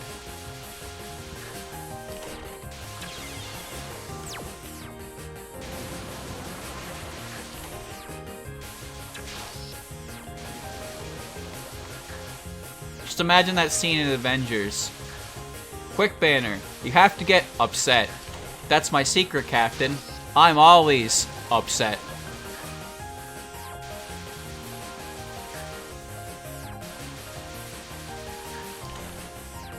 That makes me so disgruntled.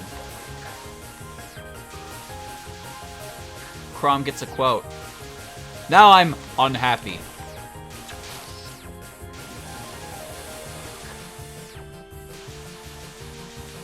How the fuck? What?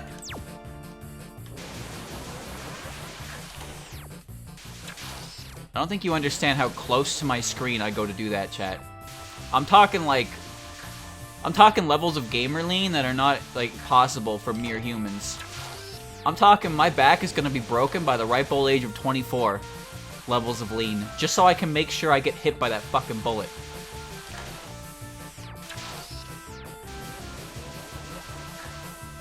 I remember when Kaguya was difficult. I long for the days of Kaguya to come back.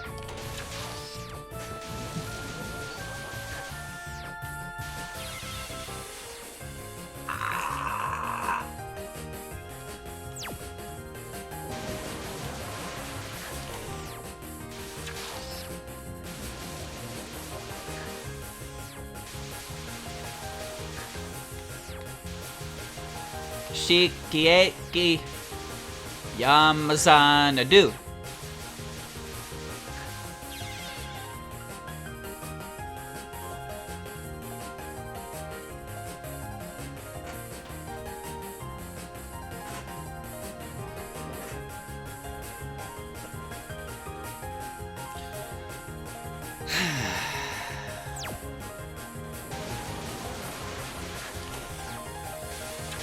I pissed off the judge because I lead a secret life of debauchery. Or it's because I'm taking unsolicited photographs of everyone in the world. And she's not happy about it.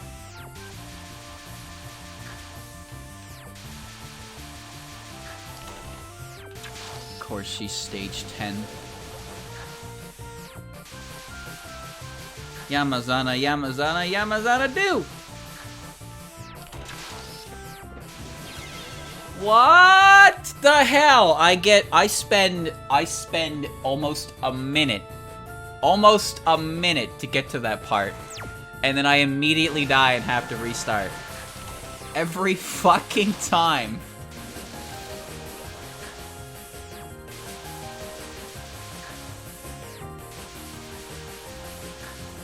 Charge faster. God damn.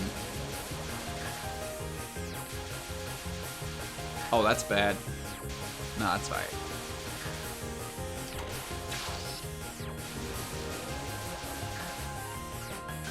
At the very least, I don't get hit very often at this part anymore.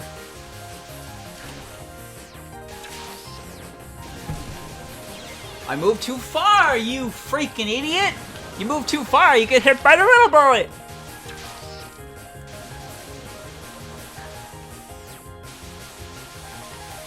How does anyone stutter step like that? It's ridiculous.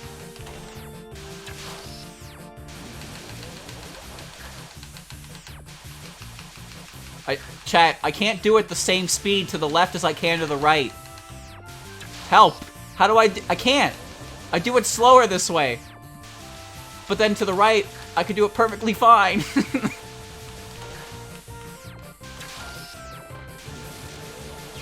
Why? Why is there no God?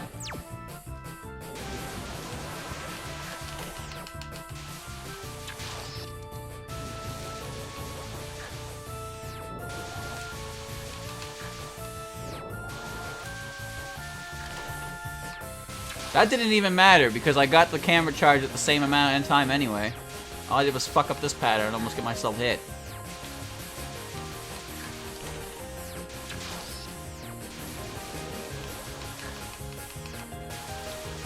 Whoa.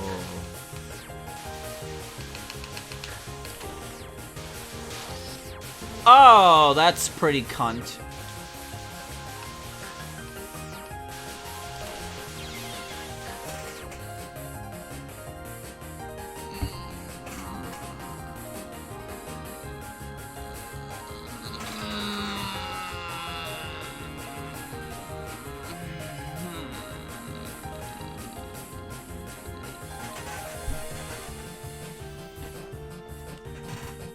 Oh, use the D-pad. That is so awkward. I am not used to that. Nope, that went way too fast. You can't expect my fingers to be that good.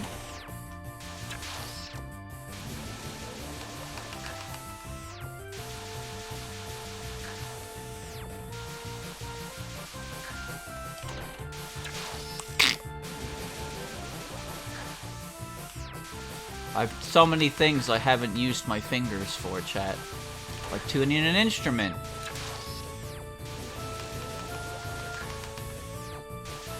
I'm sure that would help.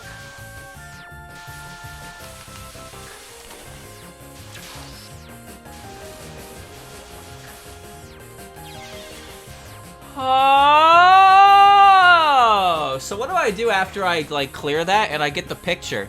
Then what happens? We haven't even discussed that part yet. I think because none of us know what happens. No one's reached that level yet.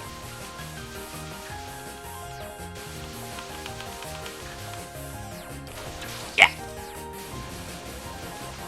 I'm trying to practice my clicks while I do this. My stutter steps.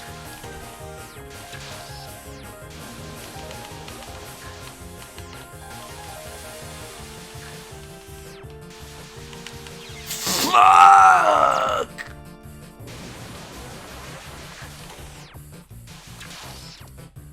I hate that I have to end that a certain way or my entire opportunity to, like, beat this dies. I can't even imagine what happens after I do that, though. Uh-oh.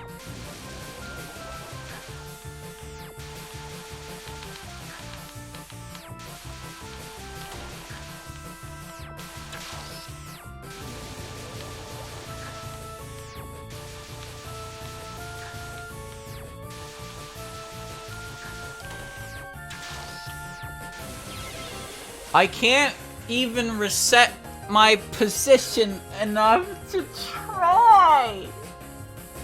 Oh.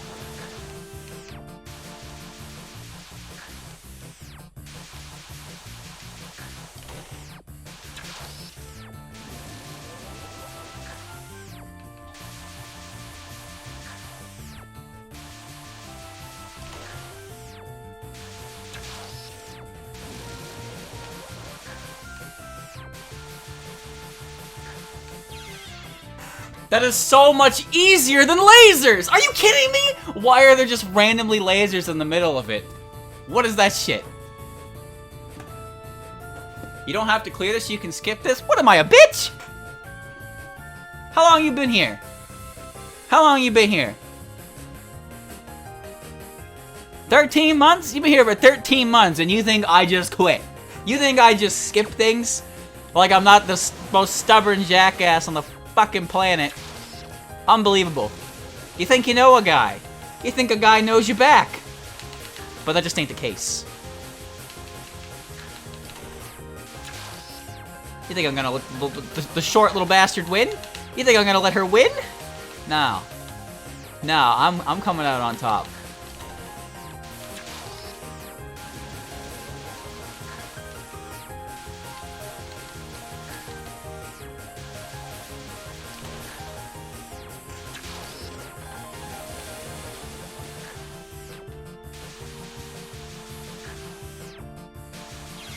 Why did I do that? Why did I do that, Morty? All I had to do was take a picture from far away, and then she would just fuck off with the lasers. I know that now. Now that I have that information, it becomes so much easier. I just have to dodge it twice, and I can get them back.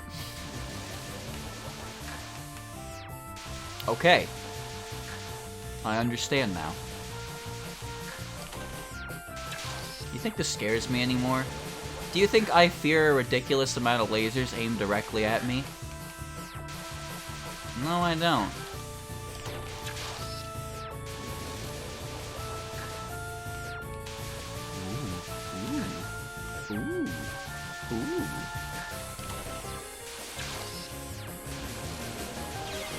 I did it again. No, I missed the stick. I tried to click. I clicked the stick to dodge the laser. I hit the rice. The rice took me out. And now I'm back at the start. Alright.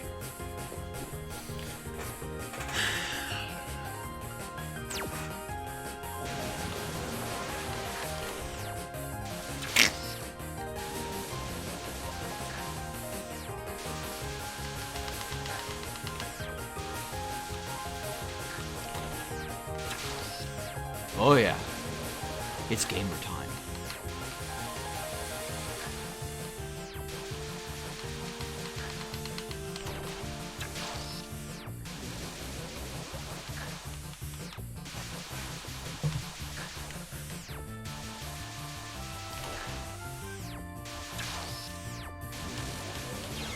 Why? What? That bullet cheated. That bullet started in the... That bullet started where I was going. That's bullshit. That's not fair. I did everything right that time, and then it still killed me. Why did it still kill me?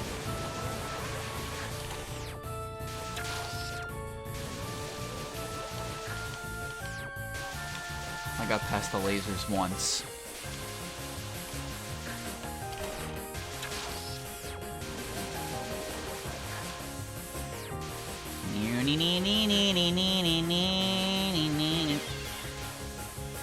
Alright, pro tip, don't fuck around.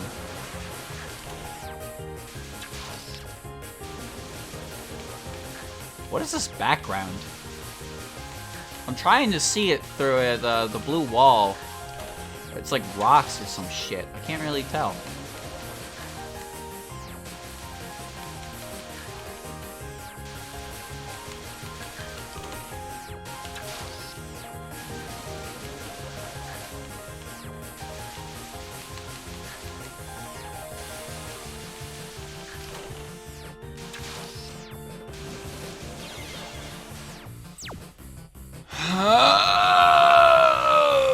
I'll get through it eventually. Through hard work, perseverance, blood, sweat, tears, a lot of tears. Oh my god, a lot of tears. But I'll get through it. Oops. Pew pew pew pew pew pew pew pew pew pew pew pew pew. Pew pew pew pew pew pew pew pew pew pew pew pew pew pew. Pew pew pew pew pew pew pew pew pew pew pew pew. Yeah, okay, you have exactly -3 seconds to get back in position to dodge that, otherwise the laser toasts your dick right off. Yep, that's good. It's like laser eye surgery. But not for your eyes. Oh, that sucks. Oh, it worked. Never mind.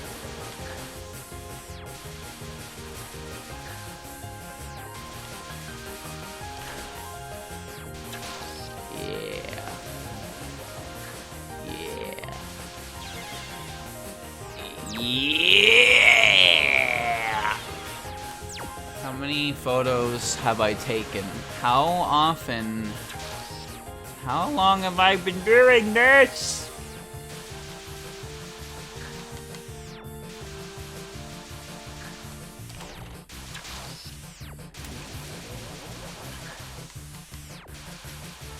Why did you shoot the laser there? It's like you knew I was gonna go there. It's like we've been in the same situation.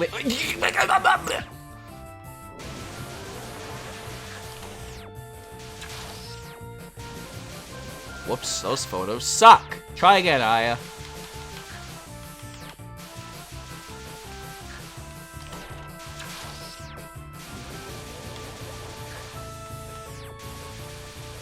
What the fuck? Please.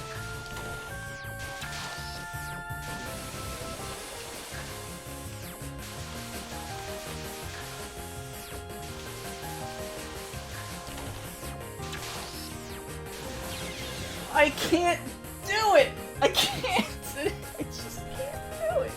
I tried so hard to go back to the bottom of the screen, but as soon as I get there and I try to click the stick to the right, the laser fries my ass! Every single time!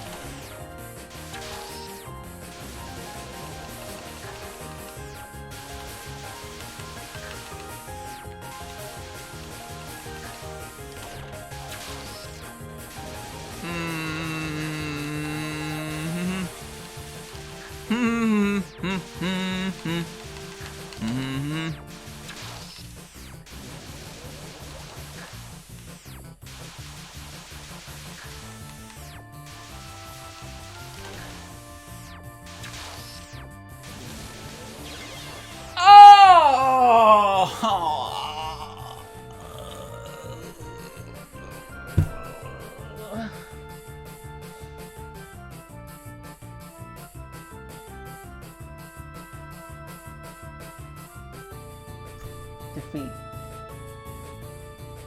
I've been defeated. Again. Alas.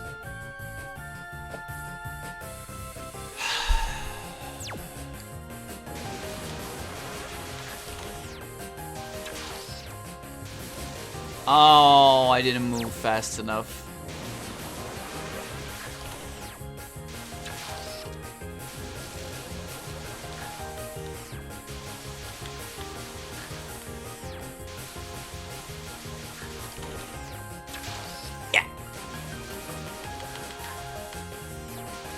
So as far as written works out go, chat, I just need to read Alternate Facts in Eastern Utopia, which is Aya's second book.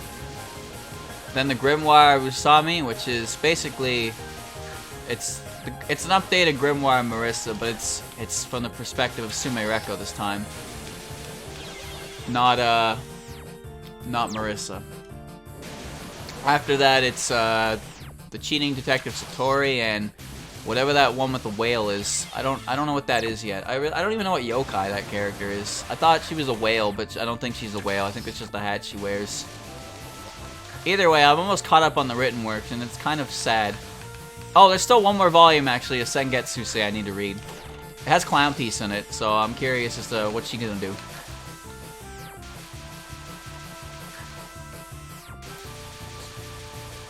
So I have a few left. I need to check out. It will be kind of bittersweet to be all caught up, but hey, that's what fan works are for, chat. And by God, if I don't know the perfect place to find every single piece of fan mango out there, because I do. And the best part is about 90% of it is safe for work, so it's not like it's all. Well, you know what? Maybe I should stop that train of thought. It's wholesome, although it's usually pretty. I think a majority of it's Yuri. I like the funny stuff.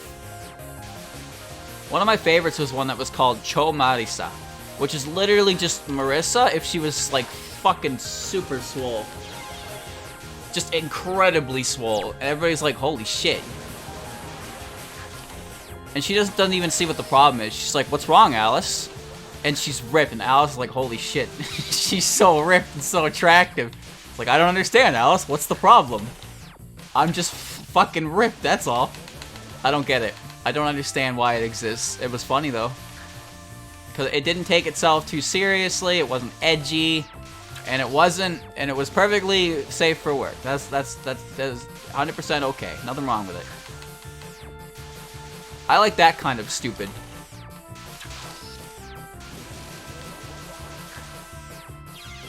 What? What happened? Oh, and now the clown's back, and it's got a better face. Look at the clown. Look at the clown, chat. Look at the clown.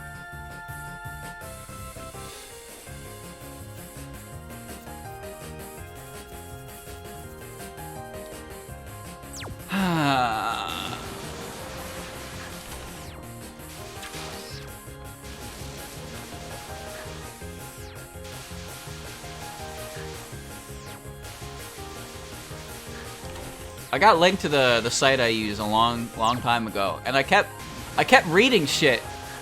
And I was like, this is awesome, but I was like, wait a minute, I haven't read like any of the official stuff yet. Maybe I should do that first. And it's been a long trek. I started with Curiosities of Lotus Aria, which is Renosuke's book, and if I'm being honest with you, 90% of it is very boring. A lot of it is just Renosuke rambling about random things. And it's just a little bit boring. As I am now, I've reached a point where I could probably read it and be perfectly fine. But as a first book,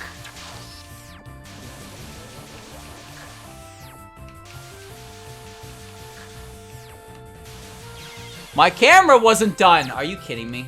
My camera was done at that point last time. Oh, now I did it.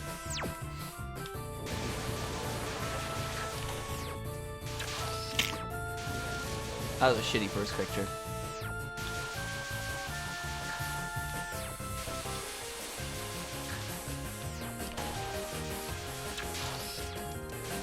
Yeah.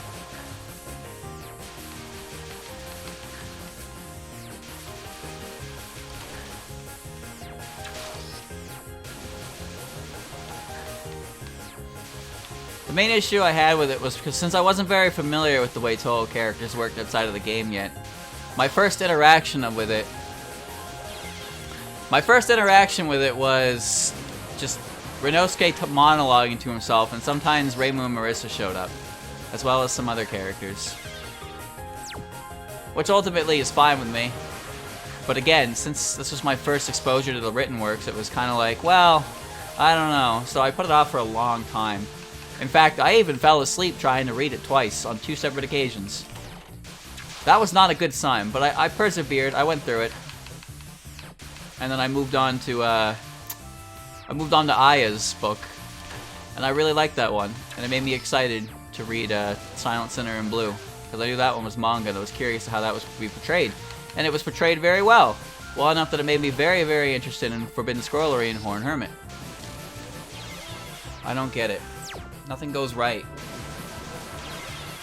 One panel in Wild Horn Hermit where Marissa says, you know, I've seen my share of bloodshed in my time. I think I know what a battlefield smells like. Yeah, she's drawn very, very serious. That panel was weird because it was very, very out of tone for the rest of the book. And then she immediately went back to a comedic expression. I was like, Jesus. I wouldn't say she's wrong. Who knows? Maybe she has seen some shit in her life. But for the most part, spell card rules have prevented that form of like real bloodshed in a long time. There's a chance she's seen a corpse or two, though. I wouldn't put it past her. Oh, you know what was whack actually? In the finale of Wild Horn Hermit, where Kasen summons an army of skeletons to attack Reimu, and she's like, these are all the people I've eaten.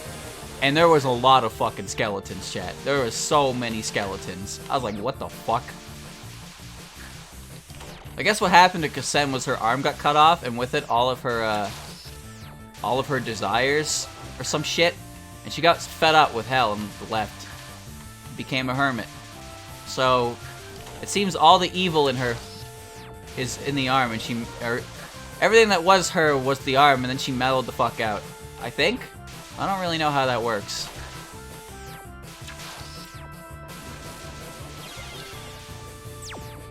Either way, seems like Kasen was a bit of a badass back in the day.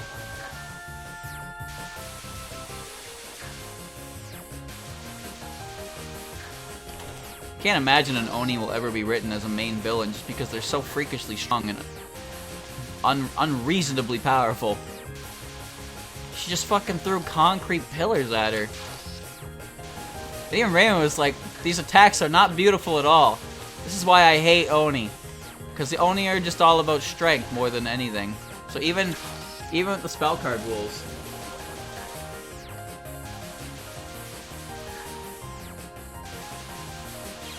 Are you kidding me?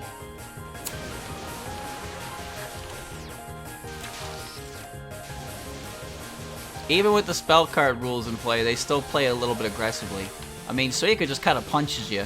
She doesn't do much in terms of magic. She just, you know, raw strength. That's what Onis are known for, their raw strength. They still abide by the rules, but they're still pretty bad at it.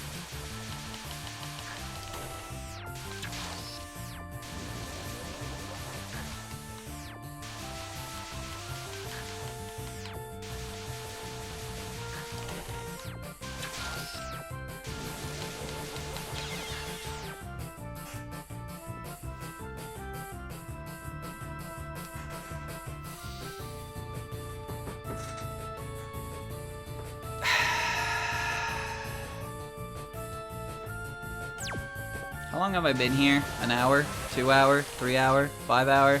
8 hour? Gonna be here forever, I guess.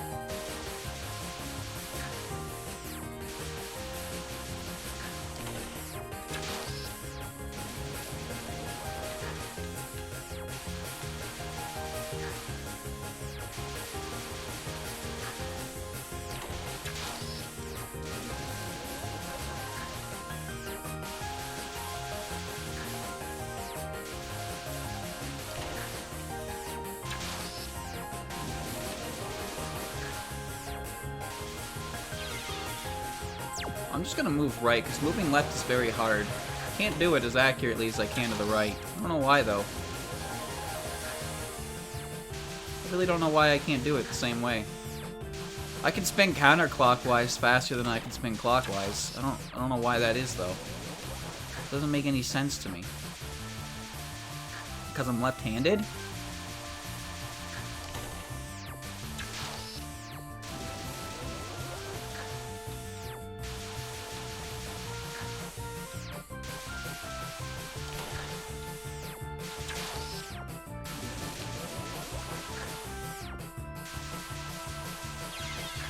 Didn't move fast enough, you cunt!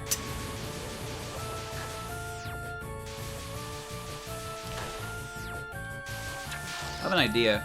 It's a bit stupid, but I want to try it. Because if it works and it's consistent, then I'll be good.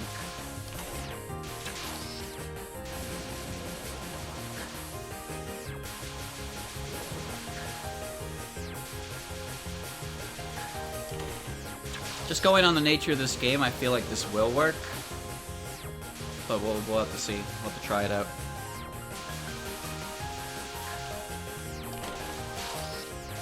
Oh, it didn't count.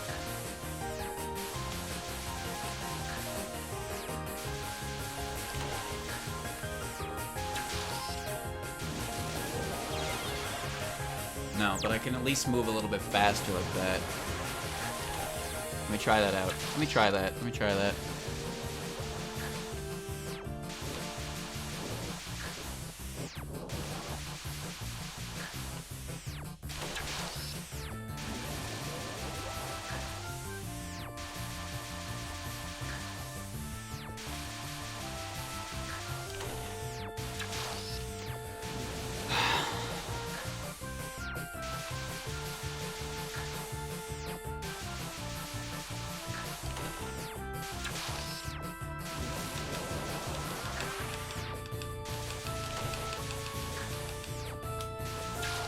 It worked.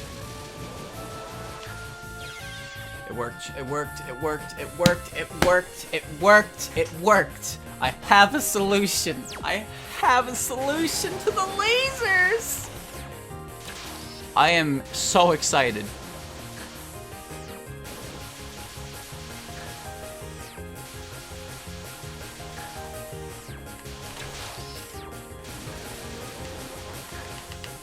Yeah. Yeah. Now I have a plan.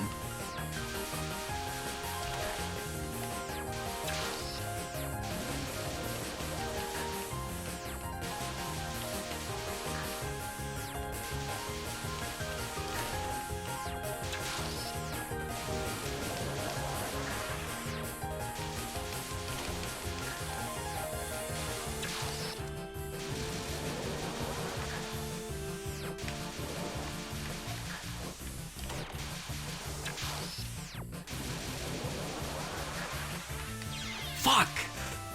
Ah!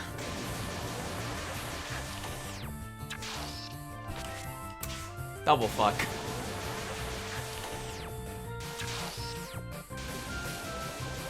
I can do it, chat. I can do it. I figured it out. I know how to do it now.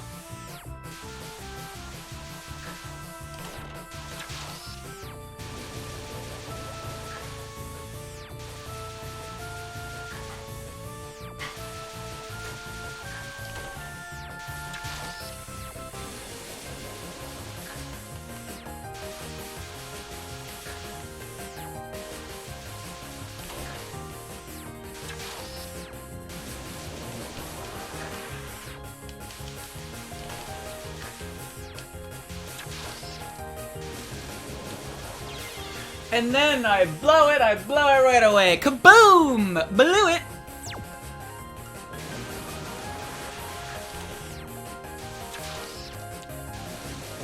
I hate when I do that. I have a momentary lapse of judgment and I completely forget what I'm doing, and then I just sit there and get in between them, and I'm like, oh, well, I guess I'm dead. Guess I'll die. That also reduces the amount of time I have to dodge, because I can charge my camera manually. Pretty good.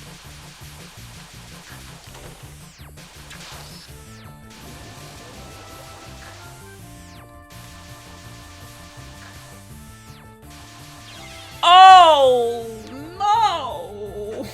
No, not there. You can't die there. We've evolved past that. We don't die on Picture 4 anymore. Picture 4 is easy.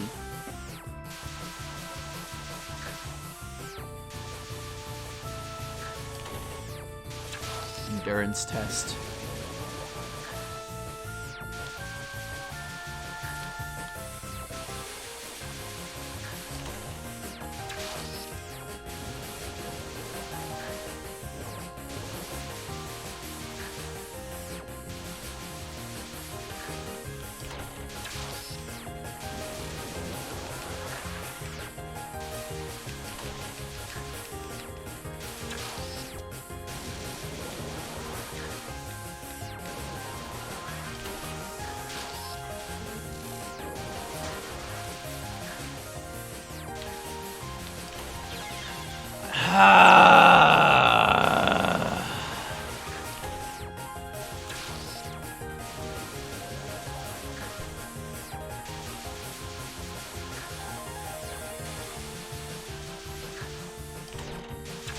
Feet picks.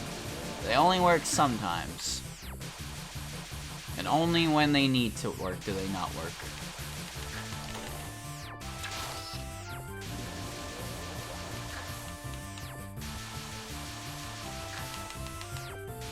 Shit.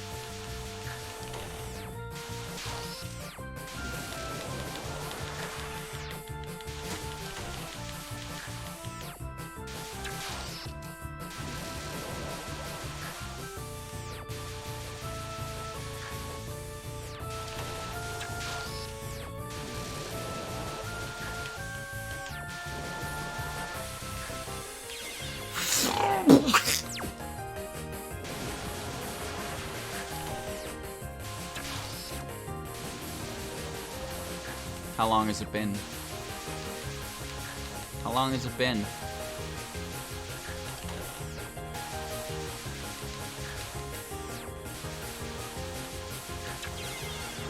Why did I even bother trying that? This was supposed to be a quick job. In, out, 10 minutes, no problem. Nobody dies, nobody gets hurt. That's it. Instead, here we are.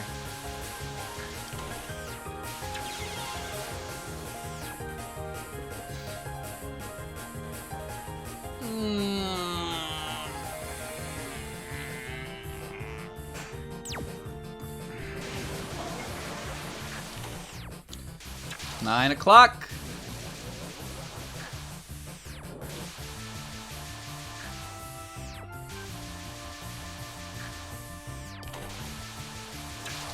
Fuck, that was bad.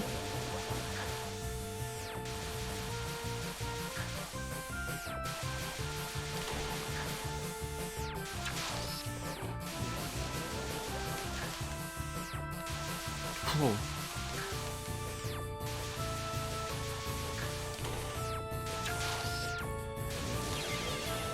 Oh my!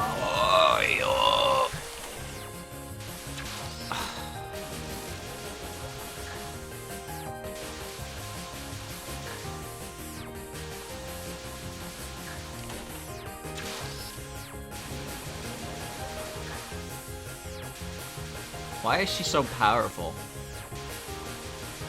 Why is she even here? Shouldn't she be off judging people?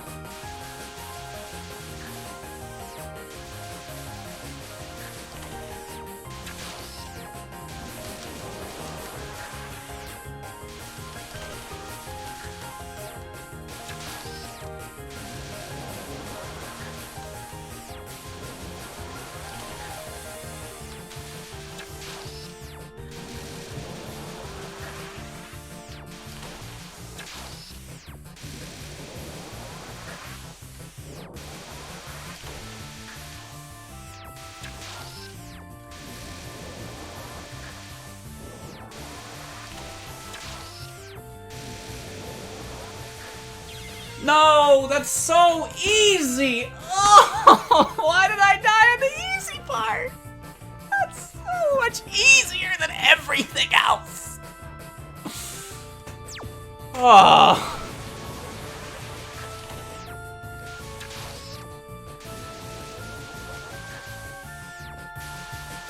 That is like stage 2 normal levels of easy to dodge, and I still fucked it up. Oh.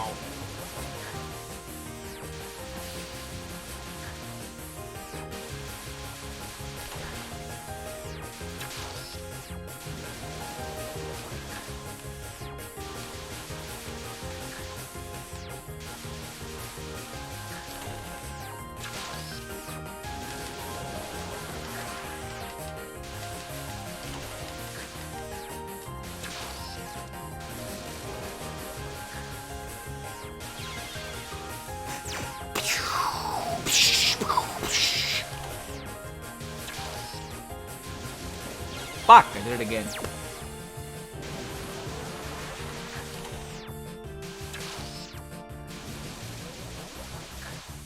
So now the hard part has become Photo 6 and Photo 7.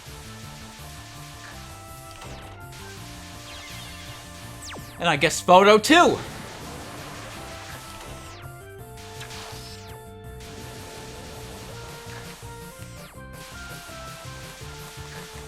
Everything's aimed at you, but 6 and 7 is random. And it's that level of random, it's just I either get through it or I don't. That's all there is to it.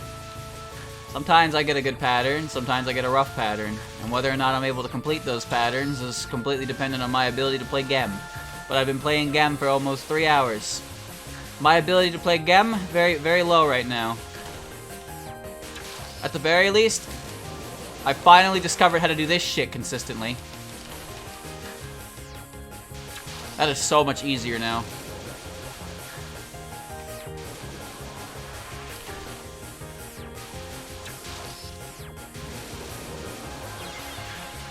I hate Photo 7, Photo 7, Photo 7. This is the last Aki scene? What? Oh, don't tell me that the other 4 are other assholes. no, I have to beat it. I'm gonna be here forever until I beat this chat.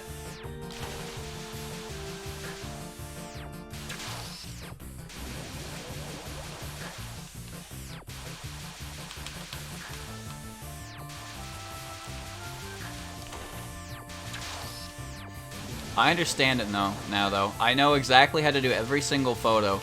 I just choked it really, really hard on the last one, and I promise you, that last one was very easy.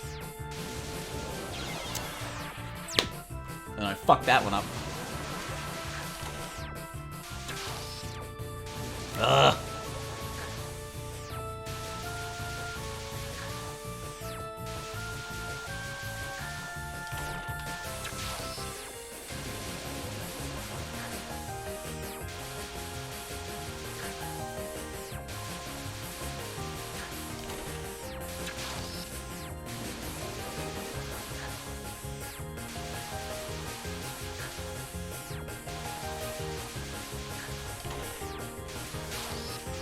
That didn't count. Oh, that's good.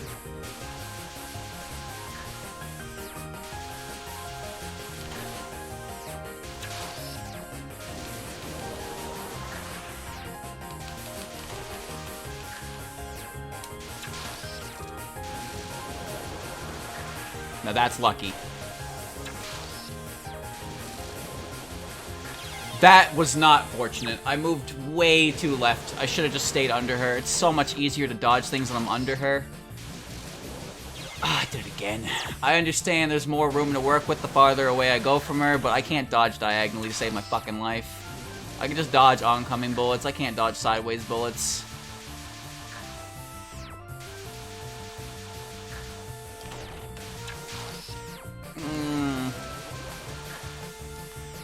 Big loops. Big loops. Big loops.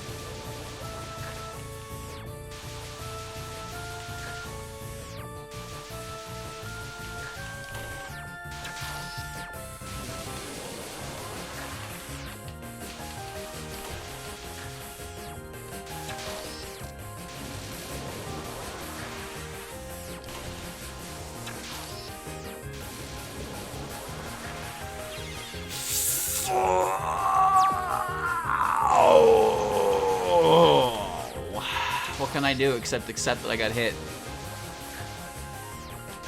What am I gonna do? Complain to her? She's the goddamn Enma. She's the Yama.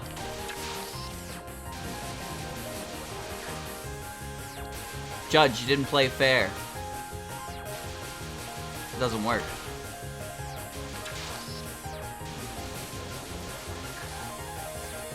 I'm getting sick of being paddled here, though.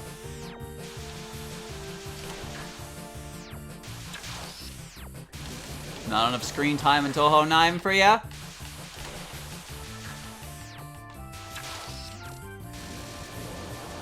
Oh, that's bad. That is so fucking bad. Oh. Oh, give me a checkpoint.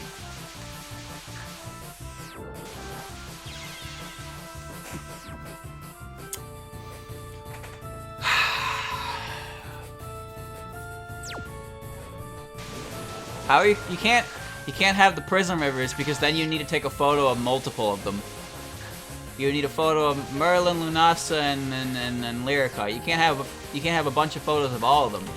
Unless each individual photo took out each individual ghost, so they had like 2 or 3 HP each. That'd be pretty cool. But considering they're stage 4 bosses, 2 photos would make more sense.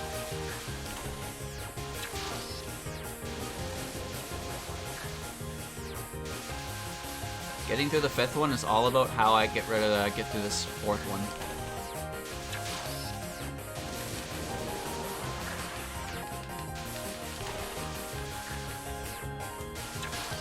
And then getting through this is pure luck. I don't care how bad that picture is. I don't understand why sometimes the way of the world is good and sometimes the way of the world is eat dick. Sometimes you just gotta gobble on them. Yum yum. There's your cock sandwich. That's what you get. You deserve it. Can I have something else? Nope. Beat the spell card. There you go. I'll give you a jar of cheese whiz. You can eat your fucking gray paste. You want a Nutter Butter? How about a Butterfinger? Nope.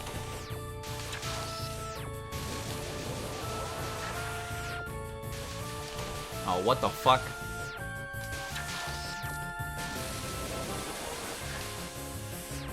I hate this. I hate you! Oh, please! Just give me a tolerable pattern that even somewhat of my mushy brain caliber can handle. Instead, I get to that part and I completely botch it because I just fucking panic. Because the lasers are thick! They're thick lasers. They're smaller in the front and back than the side, and sometimes I get hit by the side of them when the front of them gets through me. It's really not cool.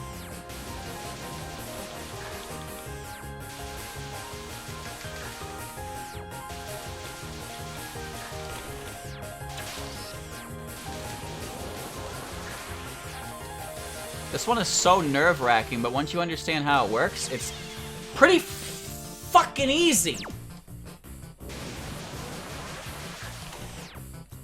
I don't know why I decided I needed points for that photo. Why did I just stand there and take it again? Why do I continue to do this? Imagine if this is what you do when you die, chat. You go up to the end mode and just like, alright, well, you're either going to heaven or you're going to hell. But there's a secret third option where you can do this for all eternity until you win. Or you only get 3 tries. Do you think you could do it in 3 tries? What if you only got 1 chance? And you can't even fly either.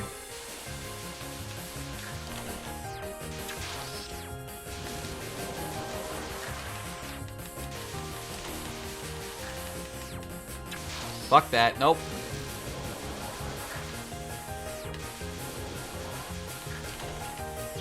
Why? Why? Oh. Oh my god. I'll never get through it. All I need is 1 lucky break. I don't even need to be good anymore. Skill has not playing any part in this equation. It doesn't matter how good you are. You put a monkey on a controller and tell him how he needs to move, I'm sure even he could figure this out. No, what I need right now is a miracle. The only part of this that now requires me to play the video game is Photo 5, no wait, Photo 6 and Photo 7. That's it. But I can't do that. And it just goes to show how good I am at these games that I can't perform such a simple task. Oh, I'm so fucking dead! Even I knew it. I knew it before it even happened. I've been in that situation so many times. I'm so scared to move. I don't want to go too far left or right. I want my camera charged. I want to dodge as little of that as humanly possible. And then what happens? That happens. I mess up my photo. We waste our time. I waste my time. Oh, alright. Yeah. My camera's not done. Right. Right. Why did I do that? I knew my camera wasn't done. My camera has never once been done in the 7 hours I've been doing this! Why did I think it would change? Does anything change? The color of the bullets, the size of the bullets, the function of the bullets, the speed of the bullets. I'm gonna think about this at night. I'm gonna think about that attempt that would have been done 20 minutes ago if I just didn't choke. I'm gonna think about that for a long fucking time. And it's gonna hurt.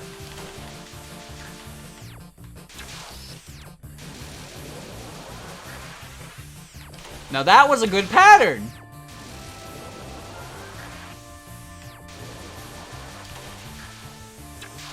Oh my god.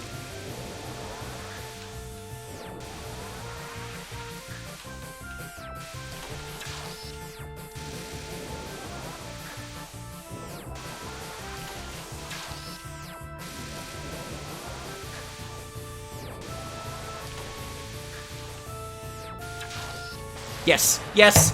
Dick successfully eaten. Yes!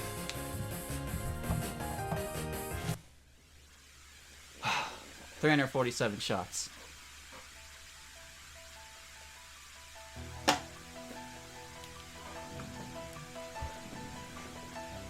Oneself is tested 3 years after they die. Honestly, I don't know who does the judging, but I'd make a really good article. Yeah, whatever.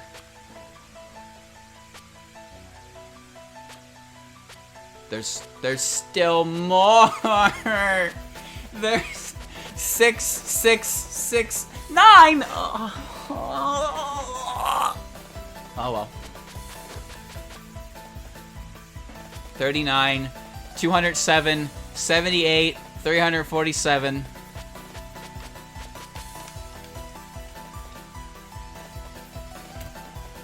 That's it.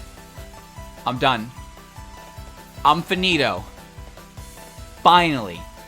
And there's still like 20 minutes that are gonna have to get cut out because of the whole technical difficulties issue, which is a pain in the ass. Oh well, I'm going fast. I did it. I beat it. Why did I beat it? How did I beat it? You know what the worst part about that, chat, was as soon as I figured out how to do the lasers, which granted took a while to figure out, everything made sense. I galaxy brained. I knew exactly what had to be done, how to do it. I just couldn't perform it. I couldn't do it. I just needed to be better. And then I had that really, really, really good pattern on the yellow one, and then I clutched the gray one, and then I didn't choke on the last one again, and I beat it. I'm the best. I win. I'm the greatest. Anyway, I'll be right back. I'm going to set up Ace Attorney real quick. Yeah, real quick. We'll get that set up right away. We can get as much time so we can get through half of it, and then we can finish it later in the week. So don't go anywhere. I'll see you in a bit.